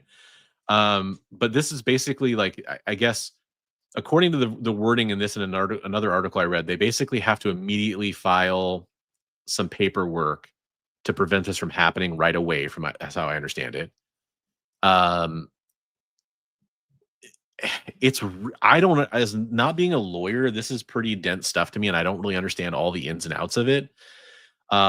Somebody who's a comic retailer in my Discord was posting some interesting theories, saying like they wondered if there was some kind of shenanigans going on here, with Diamond maybe not fully disclosing everything so that the sale would go through. I'm not saying that's what happened. It is an interesting, tinfoil hat kind of a theory in that person's own words. That person was the reason that I bring that up actually is because that person said that they were able to do orders on Diamond this morning for FOC through some of the publishers that are still going through Diamond. So obviously they're still operating. This is nuts. How weird. Like, I thought this was over like 3 news stories ago. Yeah, I mean, it is. Yeah, it's bonkers. I was just thinking about it today. I had this sweet little old lady who was in finance with Diamond who would always talk to me when I had my shops, Maria. And gosh, my best wishes to Maria. She was a sweet little old lady who always talked to me about her cats. And I was like, gosh, I hope nothing bad happened to her for her job because of all of this. I'm sure something it affected. It's weird. You don't think about how everything trickles down and affects people. Yeah, on an individual basis, even. So absolutely.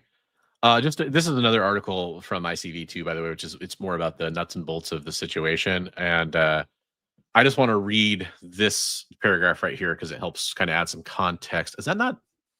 Why is that not updating on the share there? I'm going to try removing that and adding it back. It's the same one? Nope. I see what I did here. I see what I did. Sorry. Give me 1 second. Here we go. That's the one. So Diamond can, actually that makes it worse. Diamond can avoid the consequences requested by the trustees' motion if they can show that converting is not in the best interest of the creditors. That means converting from Chapter 11 to Chapter 7. Or they can show that a plan will be confirmed within a specified time frame, or it can show that their failure to file reports had a good reason and will be cured. So that this comes down to the trigger for this was that Diamond failed to file essentially a motion within the court for January, February, or March to show their operating reports, their monthly operating reports, to basically show their kind of their profit and loss, basically, I think is kind of how that works. Right. And so that's kind of where, when I was mentioning the thing earlier about a retailer saying that this wasn't really operating in good faith, potentially, allegedly, is probably the correct way to say that in these times. That's kind of where this is coming from. So you have to wonder, like, is it they were just too busy trying to save the company? Maybe. Is there another reason why they might fail to disclose their monthly operating reports for those 3 months? Possibly. Yeah. But that is pretty much key information, and that might help explain why Alliance backed out. Yeah, I was going to say, if you're in the middle of buying something, you want to know what the current valuation is and what's going on and what you can expect as far as business going forward. So, and to put a little bit of editorial on this, but based on what I could find out, I would say Alliance was never in it for the comics, from what I could tell. And so they probably had a very like specific interest in seeing what the finances were, because they had to figure out, okay, so for this to be worth it, we have to pay off their debtors, right. Or their creditors. I guess they were the debtor. We have to pay off their creditors to make sure that, because they're gonna own that debt at that point. And if they don't like the financials based on one part of the main part of the business that they don't really care about that much, it makes sense they wouldn't want to move forward with it. Or if they didn't get access to that information to begin with. So, I mean, who wants to buy something that they don't know all the particulars on, right? Exactly. Yeah. It'd be like, yes, you can buy this car. Yes, this is the price on the car. Okay, let me look under the hood. No. Let me see that. You can see the front of the card, but you can't see the back of it. I'll show you the mechanics report from 3 years ago. Oh, car. I thought you said card. Yeah. Oh. Same, even worse. Car. You can't look under the hood. Show me the squirrel in a squirrel cage under there running everything. Show me the car facts. Show me the comics facts. Oh, right. Wait. That's a good idea. Comics facts. This comic had mild restoration in 2019. So was cleaned and pressed. It's really weird stuff, man. Like, it's been a roller coaster. I think a lot of people are kind of sick of it, but also it looks like Diamond is on the ropes to me. Yeah. Well, they've been on the ropes for a while, I think. Right. But it almost looked like maybe they would get saved by the bell and get another round or something like that. But right. That's not looking so good now. Right. So no one in chat's really kind of going off about that. So I'll move on. And if anybody does have anything you want to dissect over that, let us know. I thought this was cool. Dynamite occasionally comes out with this like flurry of press releases, and it's really kind of fun. One of the ones that came out was about a Fantastic Four crossover with the Gargoyles, which is pretty cool. That's interesting. I always like it when properties outside of two companies cross over, for one thing, but also when they're kind of weird. But I actually can see this. Interesting crossover. Yeah. So this is going to be, let's see, there was the Gargoyles Fantastic Four crossover special in October. It will be released in October. The project is teased in Dynamite's offering for this year's Free Comic Book Day on May 3rd, which is called Gargoyles Demona Zero. It's pretty interesting. So that's kind of the time frame. I want to see the creators. It's a special one-shot crossover written by Gargoyles creator Greg Weisman and artist George Cambadias, I'm going to go with on that one, and letterer Jeff Eckelberry. The original creative team on Dynamite's first Gargoyles series. There's kind of a little, that's pretty cool. Yeah. I love the art style. Yeah, that's cool. So, and then there you go. There's a little bit of a shot of them meeting, presumably for the first time.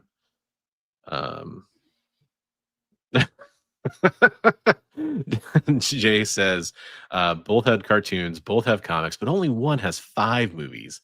Where's my Gargoyles movie, you cowards? Right. I agree. Gargoyles could be a fun, or a fun like series, even like a live action series. So there are covers for the project from Lucio Perillo, Mark Bagley, and Amanda Connor have been announced. That's pretty cool. There's also I was watching a really cool episode of Industry Insiders over on the EXP where they were talking to a couple X-Men creatives, and there's going to be a really cool backup. I think it's in the Fantastic Four Free Comic Book Day. There's a backup X-Men story featuring Cyclops. Oh, which I thought was pretty neat. And apparently Cyclops is like their favorite character. I asked in the chat if you could have any character have their own solo title that doesn't have one already, who would it be? And they both said Cyclops. I was like, okay, these guys check out. I think these guys are straight shooters. I think they even said Rogue was their second, if I'm not mistaken. So I'm right there with them. All right. And it's gonna be neat. It's gonna basically be a giant size X-Men. I don't know if you call it a prequel or an interstitial, but it's gonna be when Cyclops gets introduced to the new giant size X-Men team. Right. There's gonna be a story where right before they introduce him as Scott Summers in that panel. Before that scene, right before that, it's going to be him outside fighting all of them and showing them like what a real X-Men is, basically. Oh, which it sounds cool to me. Yeah. So speaking of Free Comic Book Day, I wanted to mention that we're checking out. Sounds like a Bronze Age nerd must have. Exactly, dude. And that's gonna be kind of a little bit of a lead into their giant size X-Men featuring Miss Marvel. Kamala Khan, which is a special coming out a little bit later on. So pretty neat. Don't really have anything to show for that, but if you want to check out that interview, that was last Tuesday's Industry Insiders on the EXP. Last news story. Oh, go ahead. I said, bless you. It was actually a cough, but it was like I ran out of water, so just a dry mouth. That's all I am. Just a dry mouth. Just a dry mouth. Last news story I pulled was kind of an update. There was news that we had been so overtime on shows that which was great because we were covering our main topic and stuff, but we didn't talk about Grant Morrison returning to DC, which was something that a lot of people have been kind of asking for or excited to see if it's ever going to happen again. Right. So Grant Morrison has announced that they're returning to DC. The speculation was that it might be for a Superman project, but they confirmed in an interview that it will actually be a Batman quote. It's not Superman, but it's a Batman thing. Which Batman, Grant had a really cool run on Batman that I really liked. I think a lot of people did. Kind of introduction of Damian and everything. So I'm excited. I'm excited for that. I can't wait to see what that ends up looking like if we get more details down the road. But it was kind of cool to get that update and confirmation of what it will be. Also saying it's a Batman thing, like it doesn't sound vague. Well, it doesn't sound like, Grant's going to take over writing the ongoing Batman series. It sounds like it's going to be more like a special project. Right. Just based on that wording anyway to me. So, but yeah, that's the news stories I had. Very cool. Did you have anything that I like failed to pull that we needed to talk about or anything? Or no, I think some things that were like mostly rumors that I've sent you that I thought were interesting. Was it like movie and casting stuff or? Yeah, it was movie and casting stuff. Okay. Most of them I usually try to send you only if they have like a source. And that's just because I'm a crotchety old man about it. No, you've given me there's so many rumors out there. So yeah, I usually try to send you stuff that's like source that has that's just me being like jaded and cynical because it's like I get so tired of like hearing about them and then having them never materialize. Rumored casting or a lot of that kind of stuff. So unfortunately, I wish that wasn't the case. It'd be way more fun if it was more reliable. Hey, I thought of something I bought this week. I bought a mask. Oh, dude, good point. Do you have that? Has that come yet? It hasn't showed up yet. Do you want to wait till it shows up? Yeah, I should probably wait till it shows up. But it was interesting. I'll talk about it. Yeah, I would. I was like, it was in a video. I was like, he's like, does anybody need one of these? Reach out. I'm like, can't type fast enough. Now, was it found at like the bottom of like a river or a bay, and it was like enchanted and cursed? Actually, I think Scooby-Doo pulled it off of a villain. Oh, Old Man Jenkins. Scooby-Doo pulled off a villain. I was going for my New Zealand accent, and that turned into much more of a Cockney accent. We'll wait and show it. Hammer pulled you off. Should be here by next week. We'll show it off. I've got a couple things. I was actually kind of hoping I'd have a couple things to show off this week that are delayed in shipping. And I'm keeping them a surprise. I'm not even telling you about it. No, actually, it's not true. You know about one of the things. You know, I have one that I should have had today, but I don't have it yet. So I have a number of things to show off next week. Ew. Ew.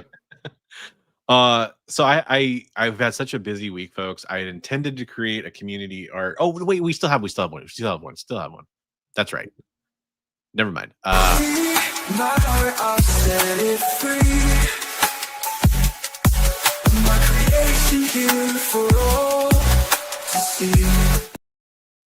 It's our outro that I still need to make a new one for.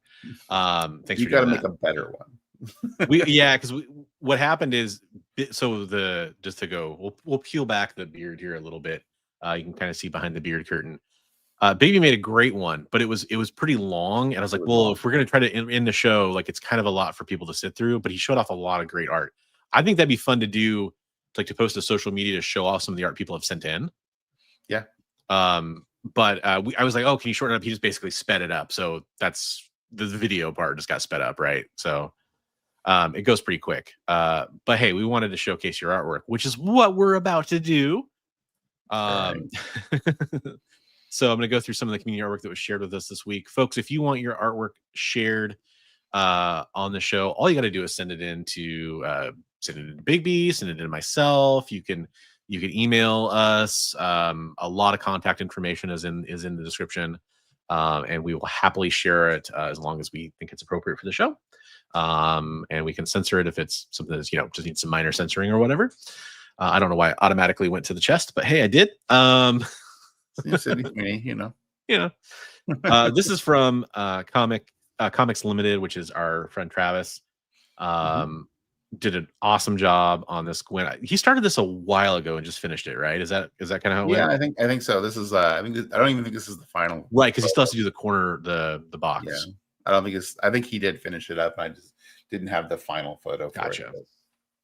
We might show off the final product if we get that to show you guys, but I know we saw this at one other stage of completion, so it's getting closer to done. Very good work, Travis. Yeah, cool stuff. Yeah. This is from Eddie Rodriguez. So this is actually Baby pointed this out. This is 9 different pieces on sketch cards. Yep. Kind of stitched together there. That's really cool. Yeah. Yeah. And I know Eddie's I think Eddie's selling those, so if you guys want to reach out to him on Instagram, he is selling those sketch cards. I like the eyes on the Vampirella quite a bit, like underneath the bangs. It just kind of works. Yeah, I really like that one. I like the Gwen a lot. Gwen's good. Death is good. Red Sonja, I really like a lot. Yeah, they all look great. Death is maybe a little more well endowed than I remember. Yeah, just kind of saw that. Not complaining, but no, I mean, that's fine. That's cool. Good job, Eddie. Good job, Eddie. This is from Elliot Wright. This is dope. Wow. Yeah. That's so cool, man. Good art there. I barely got to see this before the show started. Excuse me, before the show started. That's cool. Looks like there's some cool fabric work on the where the fabric's pulling on his back. Yeah. That's smart. And then on the knee. That's good. Yep. Wow. I like that a lot. Good work, Elliot. And I think if you reach out to Elliot on Instagram, I think a lot of those covers he's selling too that we show. So yeah, it's the eyes. And then this is from Rich Stankey. Wow. Man, that is haunting. Good stuff, buddy. Good stuff. I can't believe that he did a portrait of you, Big B. That's crazy. Yeah, I had to sit for a long time. Yeah, I got still for that. At least he smiled. That's the important part. No, I'm just playing. Were you a fan of did you read the book or watch the movies? I watched the movies. Okay. Yeah. Good. Did you watch the old Tim Curry one? I think actually that's probably the one I'm the most familiar with. I think I watched the first one of the new ones. I haven't watched the second one. Okay. I really like the book. There is one everybody talks about. There's one really disturbing scene in the book that just does not. I don't know if it doesn't age well or if it just never was good and I didn't read it till I was older. Yeah, is that the group thing? Yes. Yeah, I've heard about that. I haven't got to see that. Beep beep Bigby. Yeah, for the record, that was Jay. So it goes through like all our channels. So I try to highlight the EXP one to kind of show it's from Jay, but I misclicked. Wow, yeah, that's I heard real some good. people talking about that didn't age very well. That was, But it's weird to think that it ever wasn't a big deal. right. I'm not even going to talk about it. I was going to explain it for a second. I'm not going to do it. No, if you want to, just look it up. If you want to have a disturbing evening and probably not sleep very well, especially out of context, like in the book, it's sort of in context, I guess. Google stand controversy, or not stand, Stephen King controversy, controversial scene, group scene, something like that. That's not my friends and I stay connected. Yeah, well, what can I say? Man, I hope next week I have a new chair to sit in. Oh man, I'm sorry. I feel bad for you and your posterior. It's just a very hard dining room chair. It's great for a meal. It's not so great for a 2-hour. I'm thinking about when we went and had Indian food, and we were both sitting there for a while. We're like, we need to go somewhere else. Oh, we had Thai. Yeah, it's yeah, those chairs were not made for a long after meal conversation. Right. We need to go to a coffee place that has cushy chairs. So I was gonna say, do we know our topic for next week? We finalized it, right? Yeah, it was gonna be artist spotlight on John Byrne, right? Yeah. And I think specifically we're gonna mostly focus on the art, probably. I mean, we can talk about the writing a little bit too, but yeah, it's easier to show off the art and kind of talk about the evolution there and influences and stuff like that. I was watching something from somebody today. They were talking about him doing when he was doing Namor, he was doing triple duty. He was doing art, writing, and inking on Namor. He did that. He did that on a couple issues of I think it was FF. Yeah, he actually did. Yeah, did that a lot on FF, and he did, I guess, a lot for DC too. Wonder Woman and Superman. So again, he really was into doing all of it. You're a booty guy. Build up Well, trust me. Everybody who sits in these chairs, it was a cheap dining room set we bought. It's not even like a full dining room table. We just kind of used it to fill a need. But kind of bonus viewing homework, and it's friend of the channel, so I don't mind recommending it. I recently rewatched Comic Tropes' video on John Byrne, and kind of his career trajectory. It was a very interesting watch. I've seen it a couple times now, and I highly recommend watching that before you come to our show. Great video. Yeah, most of his are stellar, of course. I was just gonna say almost everything that I can't say that I've seen a bad Comic Tropes video. So yeah, the only thing, the only thing I could say is if you watch a lot of his newer stuff and you go to his older stuff, you see a progression. But I love the camp and charm of his older stuff anyway. So. But definitely consider going to watch that if you're looking for something else to watch. Producer Jay is also Hydra Asylum Comics. I'm gonna let Jay come on, audio or whatever if he wants to. If you do anything you want to promote, or anything you have coming up for Hydra Asylum, or anything's come out recently. Yeah, my wife, my buddy, and I, we're Hydra Asylum Comics. We have a live every Saturday at 9 Eastern, 8 Central. This past week, I had friends of the EXP, Mr. Nope, Eddie, Triple B stopped in, Fable from One Collection Down popped in for a little bit. We're kind of do a drop in, drop out thing. So again, open invitation to y'all. If y'all ever bored on a Saturday night and can join, just let me know. Cool. We did a what shows and comics were canceled too early, and which ones weren't canceled, soon enough. And we actually had more TV shows on the list than we did actual comics. Like for comics, I had Sideways was canceled too early. I love that character. Yeah. We had Freaks and Geeks for TV shows. Good one. For canceled too soon, I wasn't a big, or not soon enough. I wasn't a big fan of the America Chavez comic. So that's just me. Yeah.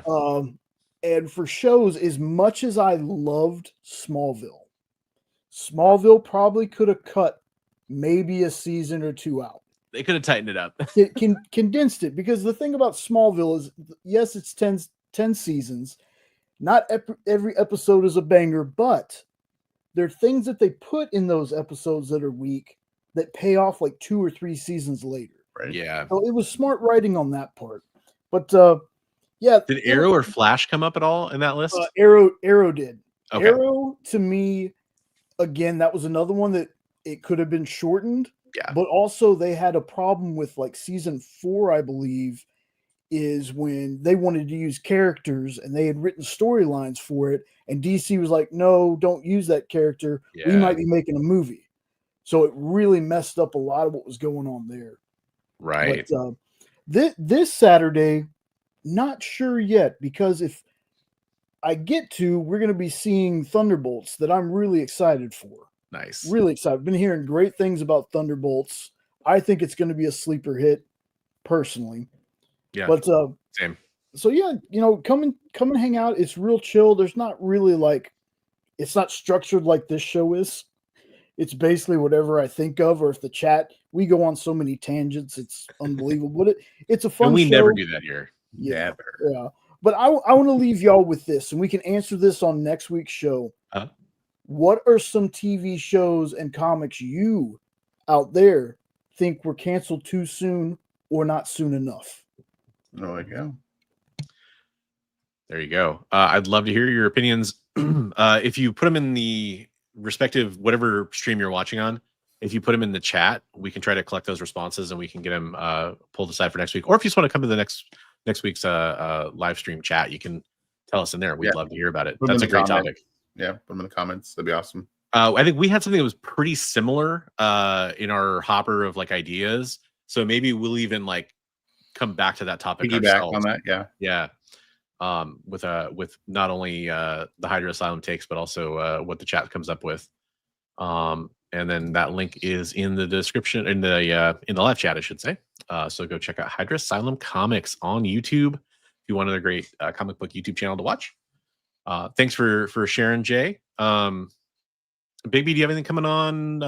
Anything? Well, I know you just did those 2 collection videos. Did 2 collection videos, and I did like a 6-minute. It's like every cover of The Simpsons, like 1 through 245, which is pretty cool. I didn't realize how many great homage covers they did, so that was pretty cool. Lot. Kind of almost, I don't want to say pioneers, but it's kind of like Mark Spears before Mark Spears. Yeah. Or any of those other great homage things that happen. Yeah, they did. Cool. I mean, there's like a couple for the Superman Flash race, and there's just a ton of them. So great homages. He's also got some great shorts too. I think the longer video that shows all the covers is probably more watchable in one sitting, but he's done some really great shorts too. If you're not watching Big B shorts, he does some awesome ones. I kind of got a little carried away with doing those because they've been getting a ton of watches. So nice. I'm like, all right, well I can. Great. So I'm going to probably go ahead and do like a Futurama one pretty soon. Start mining the Futurama covers and a lot of the Bongo stuff. I'm going to start. Could do Rick and Morty after that. Rick and Morty be a great one. Yeah. Nice. Quick. I don't know how many people are going to check out this part of it, but I'll say I had so much stuff going on this week. I apologize. There was no top 5 not to buy. I had a couple just kind of real life stuff get in the way. I plan on recording one tomorrow, and it'll either go up tomorrow or Wednesday. So stay tuned for that. You'll have some more content coming from me, and I've got a few videos that I talked about last week. I kind of teased as we doing some things. Those all got pushed aside when I couldn't even get my weekly content out. So there's some things that are coming, but just got to be patient. I'll make you wait for it. But yeah, thanks for watching, everybody. Worth the wait. Yeah, hopefully. Thanks for watching, everybody. I think it was really fun. Again, shout out to our guest earlier, which was Alan, the Comic Collector Geek. His channel is in the description if you want to go check that out. He was a great resource, and seriously, he's always pulling out amazing comic books to check out. One of the best show off awesome book channels out there by far. So definitely check him out, and we'll catch you in the next one where we're talking about John Byrne. Have a good night. Have a good week, everybody.